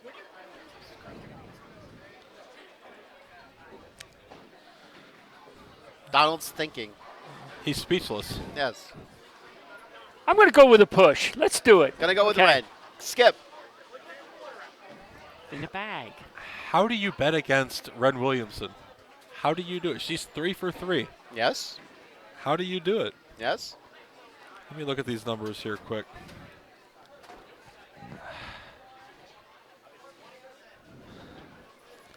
Just look at her. She's just sitting down there laughing. She don't care. She's having a ball. Yes. I'm taking Red Williamson in the handicap. And the scratch. Oh, now you're pushing it a little bit. Well, I was already told that if Michael wins, I have to piggyback him out to the car like Travis used to do.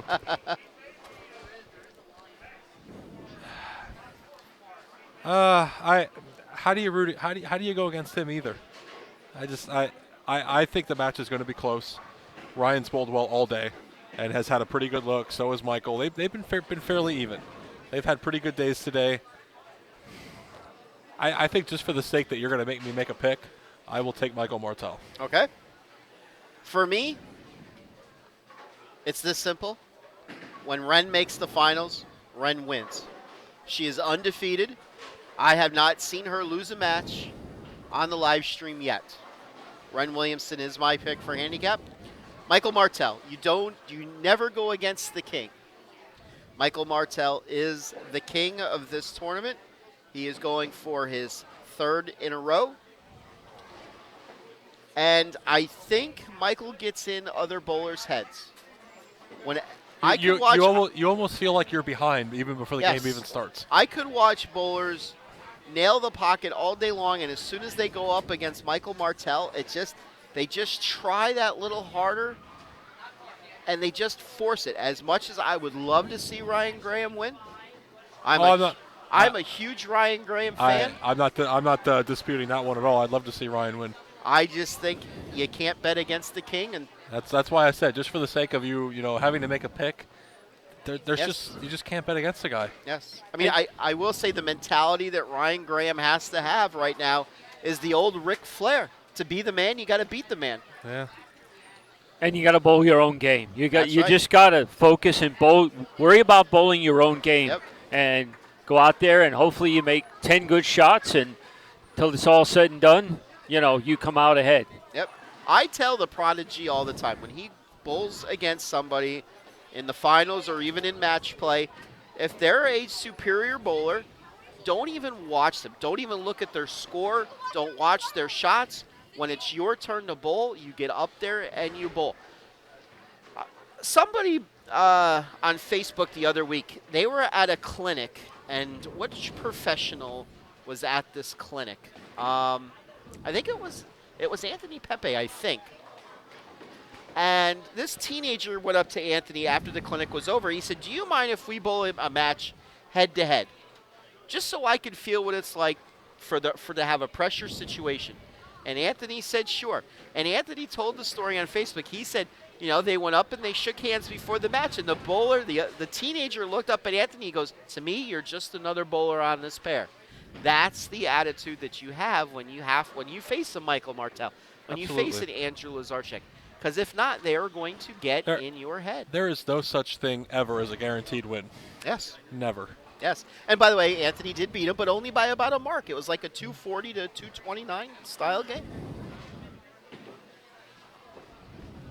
All right, so in a little bit, we're going to be bringing in PBA legend, Hall of Famer, Parker Bone III. I'm sure he may have a story or two for when he was younger, in his younger days, bowling up against his idols that he watched on ABC Wild World of Sports every Saturday. I remember Just those Sundays. Yeah, Saturdays. I was about the size of Ren Williams. Yes. In fact, let's bring Parker in now. Maybe he could share some stories. Let's make sure that's not muted. Nope, he's on. Yeah, okay. PBA legend, Hall of Famer. Tell us, Parker, what was it like for you your first couple years on tour when you would make the show and you were bowling up against some of your idols that you used to watch growing up? I'll say it honestly, it's intimidating in the very beginning until you realize that you're there because you earned that right, and you earn the right to be there, so you feel like then you belong. That's just something we had touched on here coming into this match. With Michael winning the last 2 years, Ryan Graham has to have that mentality just to go after it. Just another bowler on the pair. Mm-hmm. Well, let's face it. He's standing here now because what he's been capable of doing to get thus far. Exactly. And I know that some of his games may not be stacked up to Michael's games, but when you're bowling somebody in a one-game match, it's 10 frames. It's feast or famine, survival of the fittest.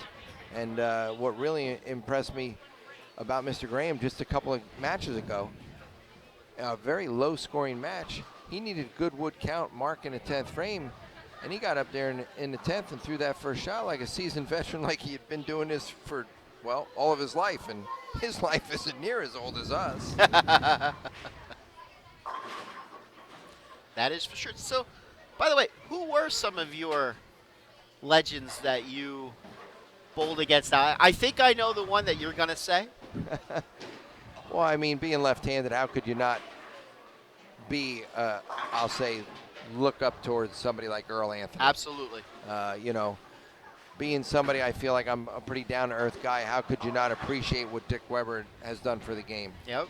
And my dear friend, and not just him alone, but I'm going to put Johnny Petraglia right there with them.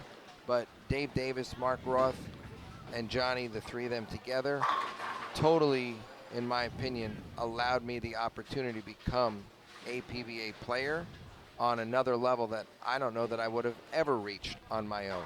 So, and I've said it from day one when I first went out on tour, and I'll say it until the day that I don't bowl anymore at all, that congratulations, or more so, hats off to those three guys for allowing me to be the person that I am. Absolutely. So, was Earl as down to earth as he always seemed? Like, was he just a genuinely nice guy? He was down to earth. He was nice, but I'll tell you what, he had his own competitiveness about him, exactly like Mark Roth, exactly like Marshall Holman. He didn't like to lose. And when you stepped up to bowl against Earl Anthony, you had to bring it all to the table. If you left anything in the back or not on the table, and you didn't go out and grab it when you had the opportunity or seized a moment, I'll tell you right now, when you sat down and filled out the sheets, you could pencil Earl Anthony in for the winner at that point. Pretty much. I remember watching him on Saturdays, right before Wild Will of Sports came on. When he was on TV, he didn't lose. Yeah. Not very often. He controlled a lot of things, especially what was going to go on with his own scores. So yes, let's just say that we've got a couple outstanding bowlers in the youth division out here right now, obviously in the PJBT series. One who solely knows what to do under this intense moment, and the other guy that's looking to really open the door and then close it so that he can really make the name for himself as well. Yes. I'm going to turn it over to Skip for a minute. Looks like we have a Fats Fanatic fan that wants to ask him a question. Take it away, Skip.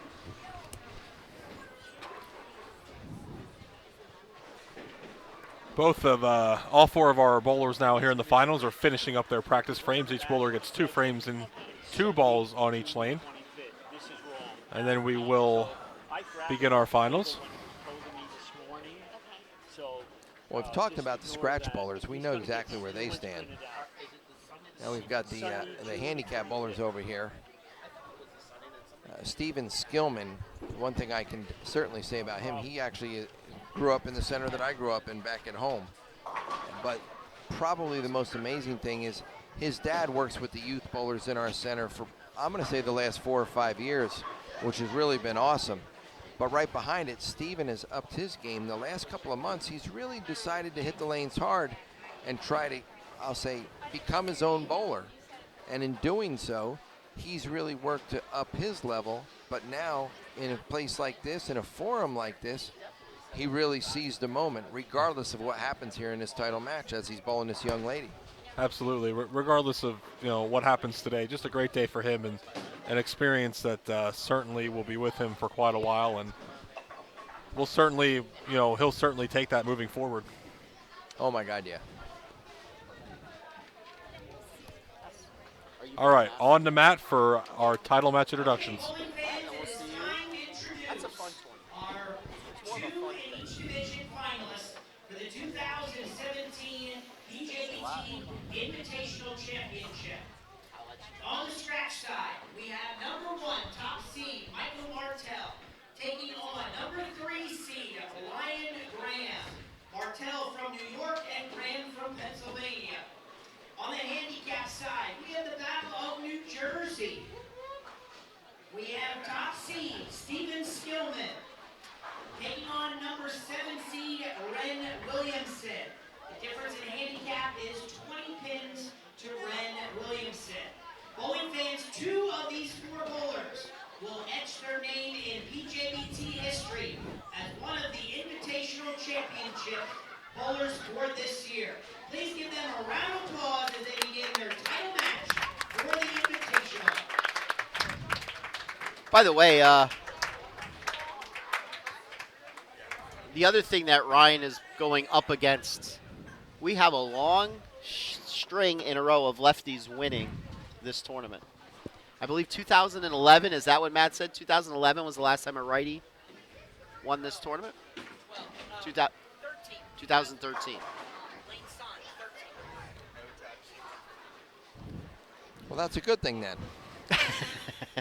Oh, that's right. But the bad thing is I can't bowl the tournament, so. You don't have any youth eligibility left? That left a long time ago. Martell starts out with a strike. And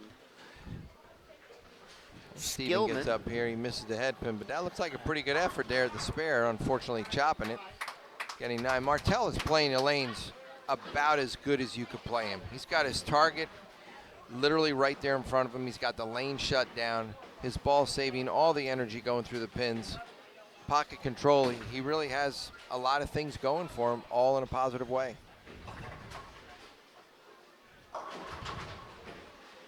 Ryan comes in just a hair light, leaves the 2-pin. I think Ryan's a little thankful he only left the 2-pin there. Yeah, absolutely. You know, usually with the two-handers, the ball speed that they can create, sometimes they can roll that one out. But they also can go right behind it with the 2-8-10 or that combination thereof. So I think he's happy with the 2-pin. He'll take that, hopefully with a spare and move along. And Ren starts out with a 9. So both bowlers on the handicap side start with an open. Ren is getting 20 pins in this match. One thing we had discussed earlier, Matt and I and Jason, just Ren. the way. Ren. You're up. They're discussing what they're going to do after the match. Yes. Come on now. It's the ladies. Anyway, just something we had discussed earlier today. Just the way that as Ryan trips, I believe that was the 5-pin forward. Just something we had discussed earlier. Just the way that the pattern played so even today. The scores were not through the roof. They weren't low. It was a nice mid-scoring pattern today. Mm-hmm. And that's and that's really what we were looking for when we were looking for what pattern to put down here today. In the beginning of the day, it looked like the scores were going to be a little bit higher once something formulated, but it really never formulated or got to that point to where I'll say it was going to get easy. If anything, they got a little bit tougher. Some of that, I think, is because of the bowlers playing everywhere. The other part of it, honestly, is when you have all the handicap bowlers playing all over the place, then the scratch bowlers have to come to where the handicap bowlers are. It really changes the element. Absolutely. Now, Matthew and I had seen this pattern once before, which we'll let you know what the pattern is when we do the wrap-up show. And the characteristics were fairly similar to what they were today. They played on the tough side early, and then they loosened up and scores went up. But you see that a lot with these types of patterns. I would think if you had this same pattern and only scratch bowlers, I believe that the formulated lane, the way that the pattern breaks down, becomes much different. I would agree. Listen to me tell him, Parker. I agree. He's got it all figured out. Been around this game once or twice. Michael Martell opening up with a double. He's looking for a 3-bagger. Donald watching intently. Comes in a little high, leaves the 6-10. A little high, a little fast 8 right there. Steven looking to get back on track here on lane 37 after 2 opens. Comes up high, but only leaves the 6-pin, and a very makeable spare for Steven. Steven was very controlling. He was certainly lacking ball speed. I'm going to say as little as about 6 or 8 months ago. But like I alluded to a few minutes ago, he started to work at his game. He picked up his ball speed. He's gotten his game and approach going up to the line a little bit smoother, a little bit faster, but still has a fairly good balance at the foul line. And hopefully if he makes that better, he'll start to see better results along the way as he covers the spare. Martell also covers his spare.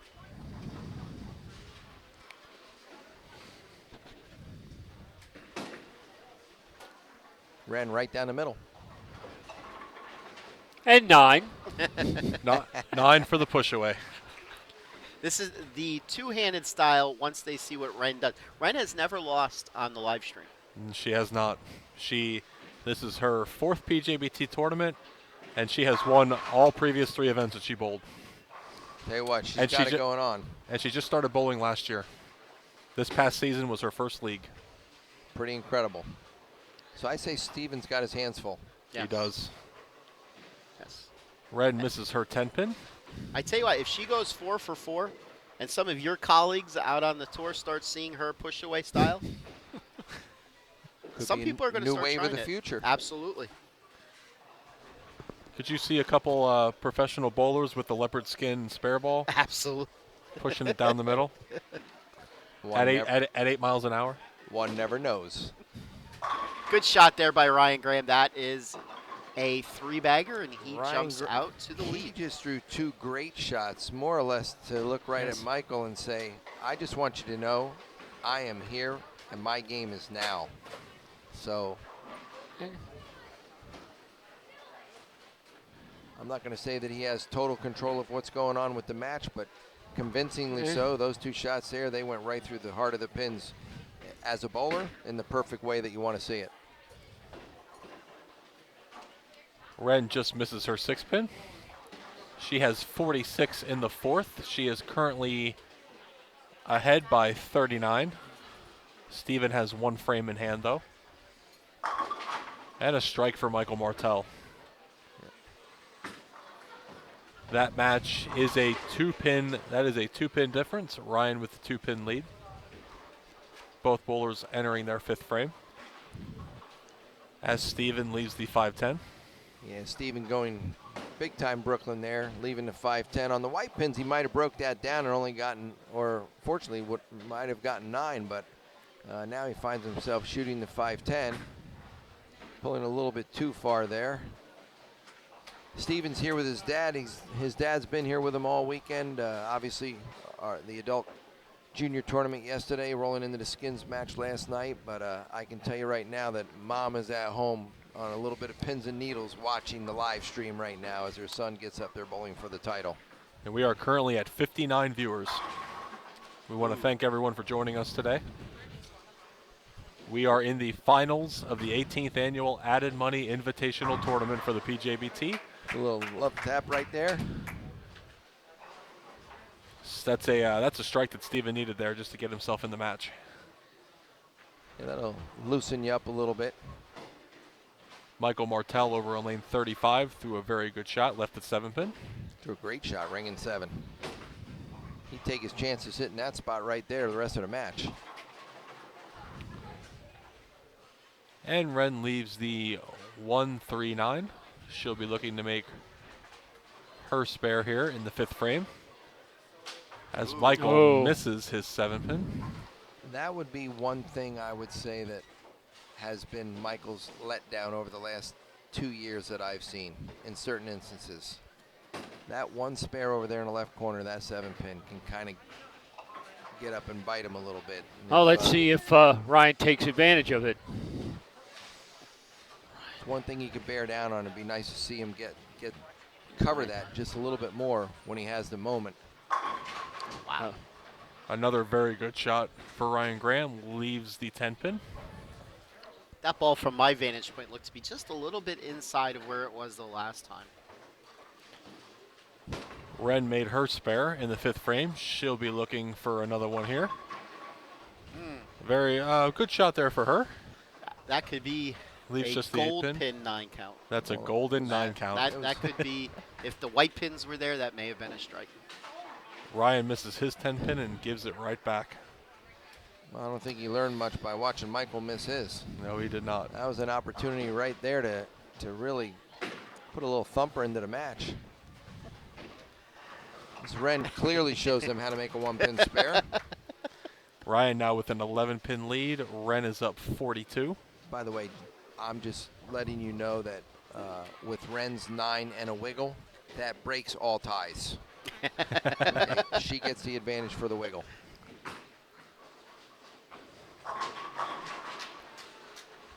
Good shot there by Ryan. That's Good shot there to come back on after the open. Good recovery. I'm just going to put this out there. I mean, I know Andrew Lazarchuk was our player of the year, but if Ren had bowled some more tournaments this year, it could have been a little bit different. I know we're not certainly against making a handicap bowler the player of the year. Not at all. I'll tell you what, just listening to the tournaments that she bowled in, the fact that she won, and then she keeps winning, and then she won again. And even right now, she's in the lead again. And she by no means ran away with the tournament today. No. She kind of hung around, the 4 to 10 spot all day. And then just bowled. She did what she does best. She bowled well in the finals. As Michael Martell strikes after his open also. That match remains 11 pins. That was a really good shot that Steven threw that time. A little bit high for a 4-pin, but I'm trying to think of the professional, and his name escapes me. I can the gentleman that came up. He throws hammer, I believe, that had such a great record on TV his first couple years. His name is escaping me. I know who you're talking about, and I can't think of it. My kid will know it like this. good spare shot. He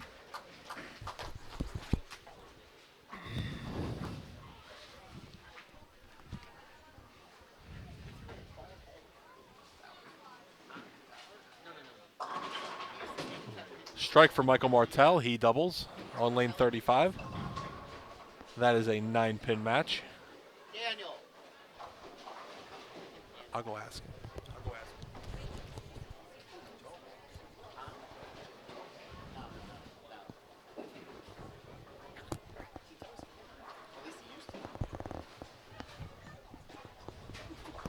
I can't believe I can't think of it. And Ren just 9 spare again. She knew she had that one, jumping up and down. I'm going to get my son to bowl with her in a no-tap tournament next year. I'll tell you what, I think with Ryan Graham missing that 10-pin when he had the opportunity to seize the moment a little bit more, Michael Martell, being the savvy player he is, kind of smelled that a little bit. Stepped up and threw 2 great shots. Yes. And knocking them over, more importantly, so. I told the kid to come over and ask you because you could explain it a little better. Ren throwing her first strike of the game.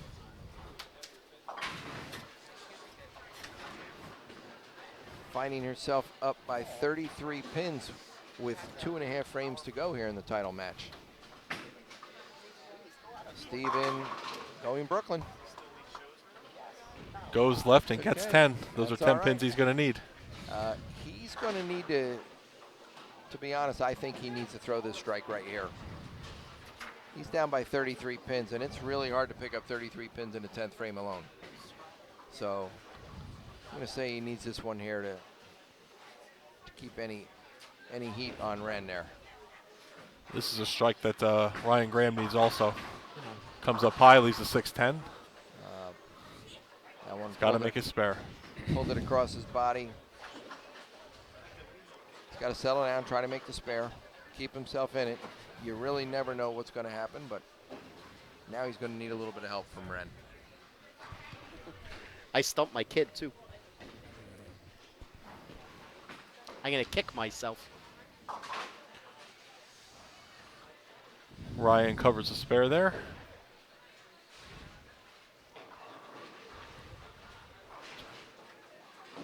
He maintains a 20-pin lead. The hard way. Matthew. Oh, and he gets it. Never mind. Breathes a sigh of relief there. It's only about a 10-pin lead for Ryan. Michael Martell on the double. Yeah, the If Michael strikes here in the 8th frame, this is really going to put Ryan in this position where he has to strike out 9th and 10th frame. Yeah, there's no doubt that scratch match is really close. That is going to come down to the 10th frame.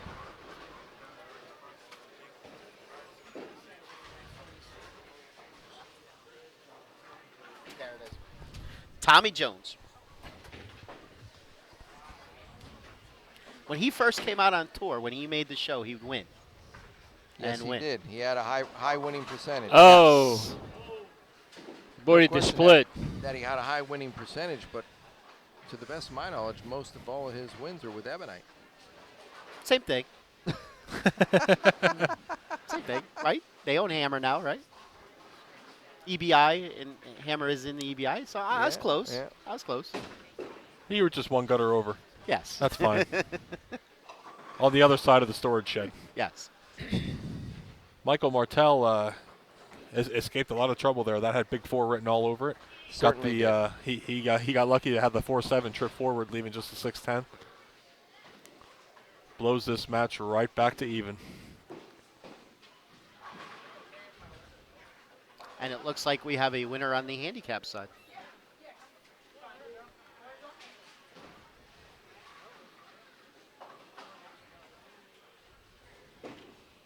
Ren is adding to her victory list.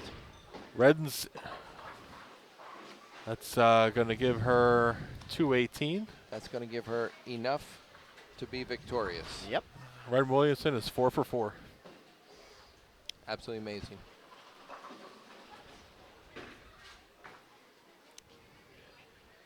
Might have to take her out on tour from now on when I bowl title matches and let her sit in and just look at the guy and say, look, she's coming in for me. Her bowling style works on any type of oil pattern. And you could see the improvement. Every single tournament, her scores go up. Yep. Thank you. Absolutely. Yes, thank you. Everything went great. Thank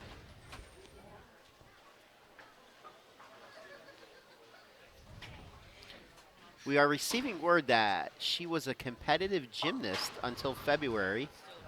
She gave it up because of injuries and starting bowling tournaments in March this year. Well, she certainly has made the most of bowling. Yes. As Michael Martell's getting up here in the 9th frame. A 1-pin match. Down by 1. Leaves the 7-pin.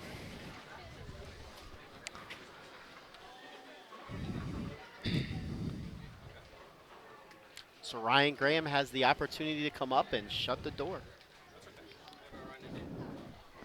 Thanks.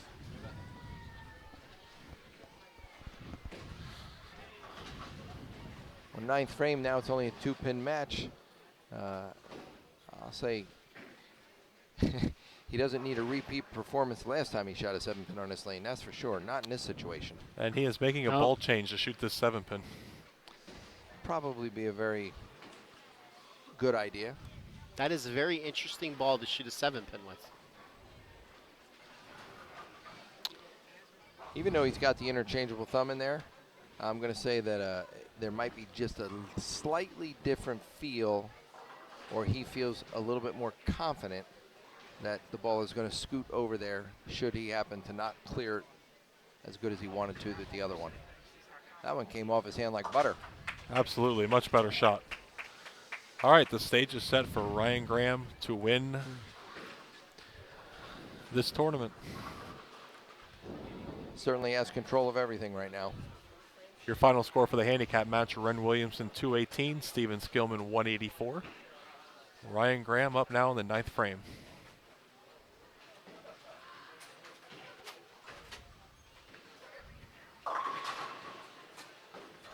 Got out of trouble there. Comes up high, leaves a 3-6-10, but does not have that 9-pin in the back there to deal with. He has to make this spare. But now, no matter what he does in the 10th, now he's given He just lost Michael control. Martell the advantage. That's for certain. He just lost control. He lost the wood count.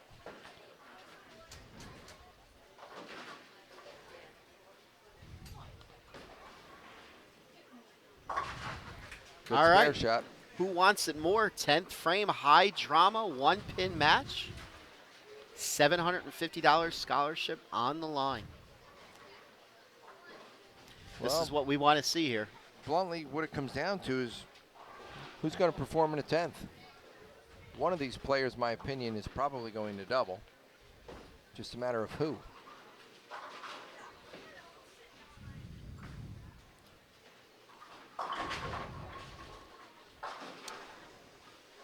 Ryan comes up high, trips the 10 pin out, leaving only the 4-7. Unfortunately, losing 2 more vital pins in wood count. Yes. 2 pins that he can't afford right now.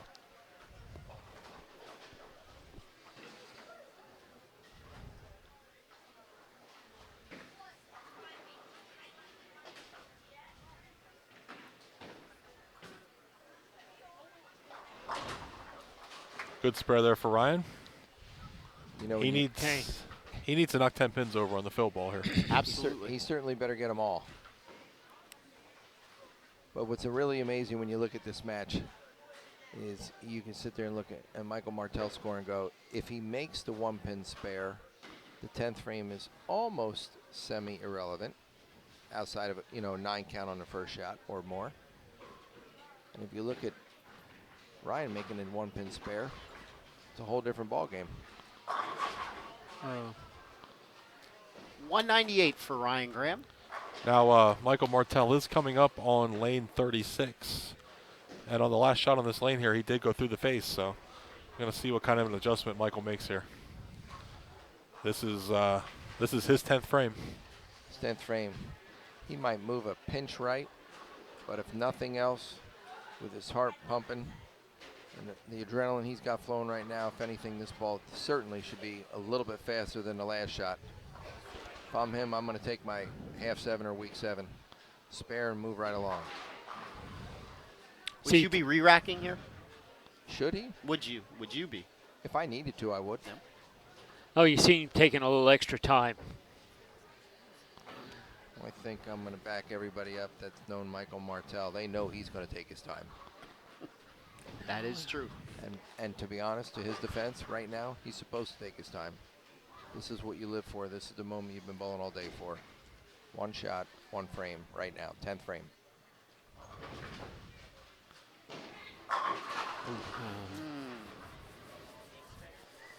Tell you what, Yep, great shot. it was. Got to make the spare. Looked like it hung up a little bit in his hand at the point of release. Wasn't super clean on the lane, but the way that the ball went through the pins, it went through the pins with everything it needed to knock them all over. Unfortunately, the 4-pin wrapped right around a 7. He needs spare 7 to win the title. First things first, though. Needs to make the 7. Got the yellow ball back in his hand. That one looked pretty good the last time. He's got my vote for it the way he made it. Not the way he missed the one earlier.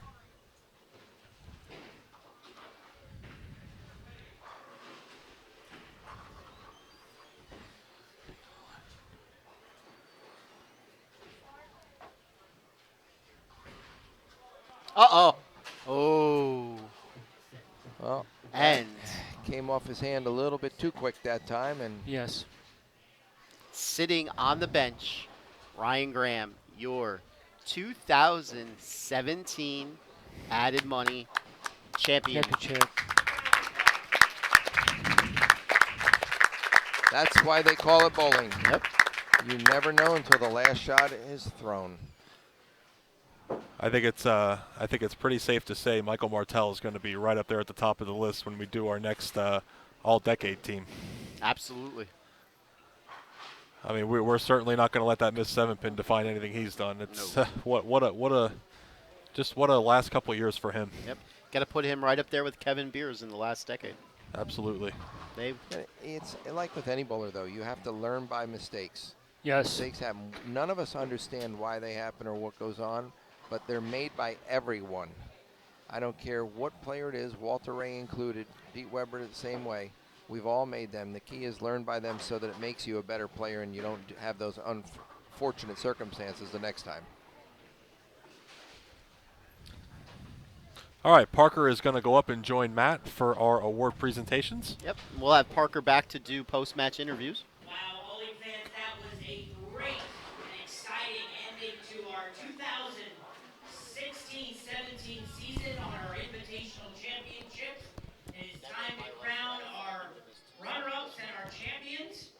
Finishing runner-up in the scratch division, still receiving a $375 scholarship certificate, and the runner-up plaque goes to Michael Martell. Michael Martell, your second place finisher today, receiving $375.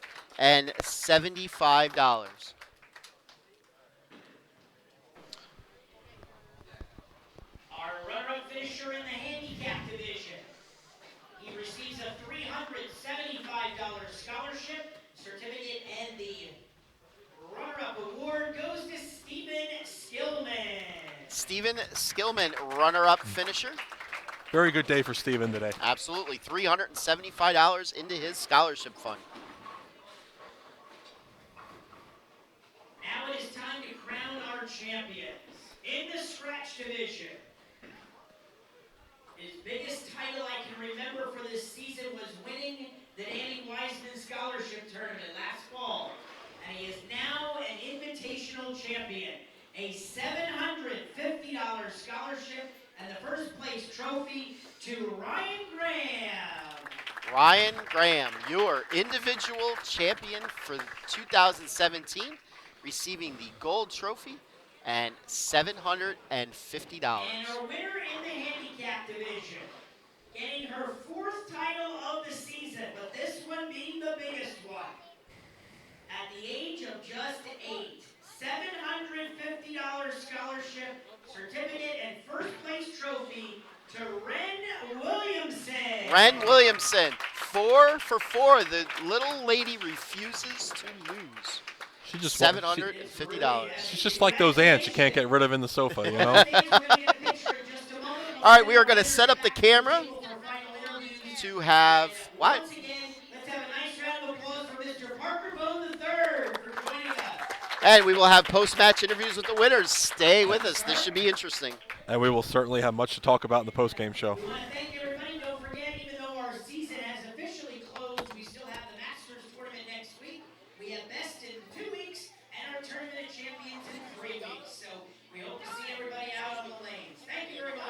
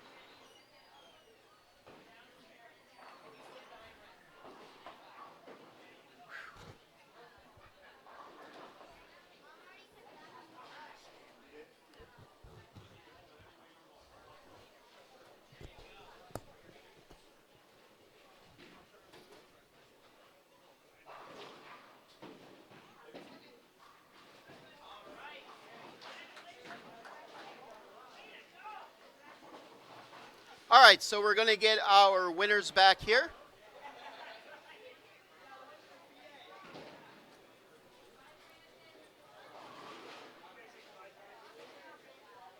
We are going to start with Ren. We'll try to get Parker back here again. Ren.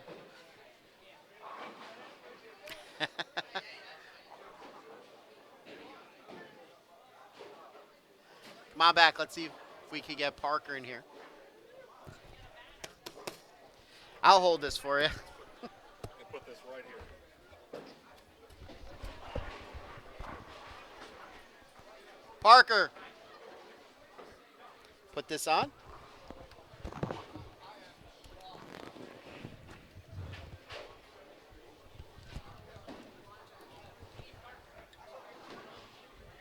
Parker, you want to come back? All right, we're going to try to get Parker back here again. You like holding that thing, don't you? It's my egg. It's Let me just get this out of your mouth, but close enough that we can hear you. How's that? Good. Okay. all right. So we are here with the handicap division champion, Ren Williamson. Ren, all you do every time we see you at a tournament, you win. Yeah. You have now, yeah, you have now made it 4 for 4. How does it feel? Pretty amazing. You have made more money in scholarships in the 4 tournaments than I think I've ever made working a day in my life. I mean, you just win. Do you know who this gentleman is to your right? Who is he? Parker Bone. Parker Bone. Ren, you're pretty amazing. They tell me that every time you're on TV, all you do is win. You don't know anything else. Well, it's not a bad feeling. You can keep it that way. Keeping it that way there, the strong suit is every time that somebody's coming up against you, they know that you're unbeatable, right? Yeah. Yeah. Well, you look really, really cool out there. Obviously, we all know that you're a cute girl, but more importantly, you get the hardware to go along with it, and you take that home and put it up on your shelf. Looks like Dad might have to put another shelf up, Pat. A lot more shelves. So I know Parker, he's looking to head out west for the senior tour, and I know he wants to take you with him. Because, Especially if I make a step ladder. Yes. Yes, since, that's on, that gets viewed over the internet. So if he makes a step ladder, he wants you to sub in for him. Are you all right with that? Yeah? Yeah. Perfect. We got a deal? All right. So how are you going to celebrate this victory? I don't know. Maybe my dad will have to take me out for ice cream. That's not bad. What do you say, Dad? Little ice cream for Ren? Oh, absolutely. I tell you what, I know when Parker gets on tour, he's going to be telling everybody about your bowling style, and we're going to start seeing some of the professionals use your style. I could all but guarantee it. Some changes. What do you think? We got to think of a name for your style. How about just the Ren? The Ren way. Okay. Or how about the cheetah way? The Cheetah way. Cheetah way, that's- So do you want to give a shout out to anybody? No. No? No? All right. You have anything else you want to say? No, not No? really. Okay. No. Until the next time. Yes. She wants to come back. She just wants you to keep her chair warm so she can come back here and talk more. Ladies and gentlemen, your handicap division champion putting another $750 into her scholarship fund. The invincible Ren Williamson. All right, take your headsets off.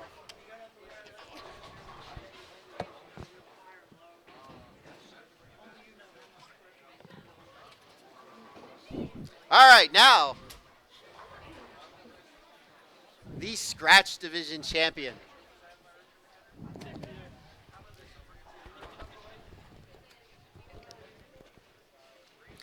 Ryan Grimm, this has been one heck of a year for you. You started out in the fall winning the Danny Wiseman tournament. Now you're capping off the season winning the PJBT Invitational. How does it feel? Good. I mean, some people like Andrew have won 6 titles the whole year, but winning 2 bigger ones still means the same to me. Glad that I've accomplished this, and now I'll have a banner with my name on it. And it sucks to win that way at the same time, but at the same time, Michael bowled good all day. And when it comes down to it, it always comes down to that one game, and it depends on who wins. And I had the better score there and won. Absolutely. What were you thinking going into the 10th there? Fill as many pins as possible, because no matter what, it's not over till it's over, and you never know what can happen. And I was shocked when he missed the 7 pin, because I've never seen him miss 2 spares in one game like that. But Yes. yeah, Well, let's equate this to the PBA Tour. Okay, this is a major on the PJBT. As much as you say it kind of stinks to win that way, you put yourself in that position to have an opportunity. When you sit on the bench, you did all that you could at that time. Your opponent gets up. He threw a great shot. I'm not going to take anything away about his ring in 7, But now, as a player, he needs to fill the frame. So I'm going to equate this to a major that happened on the PBA Tour just a few short years ago in the U.S. Open at Carolier between Norm Duke and Mika Koivuniemen, who Mika probably did not miss a 10-pin the entire week and missed the most important 10-pin of the week in the 10th frame, exactly the same way that happened there with Michael Martel. So, I'll just say that it happens sometimes, but hats off to you. Congratulations. Thank You you. gave yourself an opportunity, and fortunately for you, you were able to walk away once again with the second trophy. Yes. And a second major. That's pretty awesome there. Yes. Were you talking to your pop at all? I talked to him before the round of 8 match and asked him if he was watching, and he said he was, but I was off the live stream pair, so he couldn't see me. And then when I came down to bowl Michael, he was like, "Yeah, good luck," and he didn't even tell me how he bowled. So. He was commenting actually the whole entire match. You want to read that right there? Yeah. That's him? What does he say right there? He's very nervous, which I was nervous too. He said he was watching from Vegas and he's very nervous. I have a feeling Mom was pretty nervous as well. Mom Now she's all smiles. I got to speak on Dad's behalf, and when I say this, people know me, so I don't exactly go this route, but I'll guarantee you, Ren was going out for ice cream. Your dad is certainly going out for a beer tonight. So do you want to give a shout out to anybody? Shout out to all my friends that were here supporting me during qualifying, match play, and until they had to leave at the end, and my dad for watching. And you are a junior this year. Senior. Next year. Next year, right. So you're going to be a senior Yeah. next season. Yeah. All right. So, Yeah. not to embarrass you, but that's just kind of the way I am. We were here late last night, getting ready for today. I pulled into the parking lot of the hotel. It was, 1-ish in the morning. And here's Andrew searching through his vehicle to find a pair of pajamas to wear at 1 in the morning. Yeah. And he never found those pair of pajamas. I'm pretty sure they're on my bed. I can back that up. I know that statement is very true. He never found him because this morning when he was in our room, he was in shorts. Yes. Shorts and a sweatshirt. You looked like you slept out front in the yard this morning when you came to breakfast. Oh, yeah. So Yes. pack your pajamas when you go off to I think that's the plan. Yes. Be a good idea. Yes. Well, congratulations. It's been Thank one you. heck of a year. It was our pleasure watching Absolutely. you this season. Thank you. And Right, I Andy. certainly concur with what Skip said. We have no issue with you being the face of the PJBT for this year. Thank you, guys. And we'll see you at the Masters next weekend. Of course. Alrighty. And then best. Definitely one of the favorites to the Absolutely. next few weeks. And that's going to be another fun weekend. Absolutely. Oh, yeah. Another Actually, long actually, weekend. the hard part of the season's over. Yes. This is the grind, getting Yes. up until this event here. Absolutely. Ladies and gentlemen, your 2016-2017 PJBT Player of the Year, Andrew Lazarchuk. Thank you, sir. No problem. All right. I'm kind of tired. Yeah. Peaches is looking at me like, let's get out of here. She looks like she's ready to bowl a 10-game marathon. Well, Parker, it was great having you here once again. We certainly appreciate you doing everything that you do for the PJBT. Another You're successful weekend. You're welcome. This would Matt and all of you guys, and obviously all the staff behind it, what you guys do for junior bowling, not just within the state of Pennsylvania, but I'm going to say around the tri-state area, New Jersey. I'm going to include Delaware. I'm going to include Baltimore, Maryland. Obviously, you go down to Danny's event.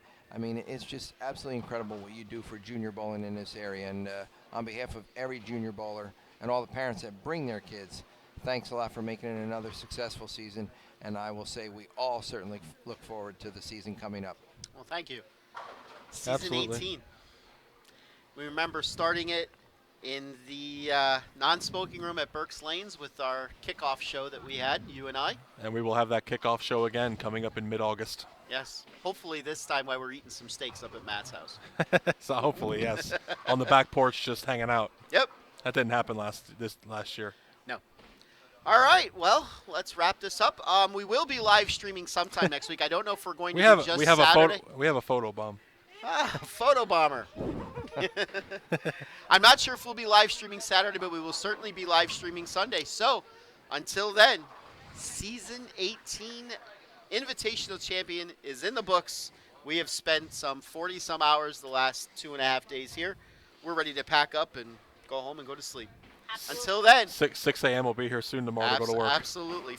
Let's see, who was all here? Everybody was here. For Mom, for Pop, for Brent, for Boom Boom, for Jen, for the Prodigy over there, for Matthew, for Brittany, for the little ones, for Skip, for Parker. I'm the one your mother always warned you to stay away from, the fat one, PA Fats. We will see you next week. Have a great week, everybody. See you guys. Bye.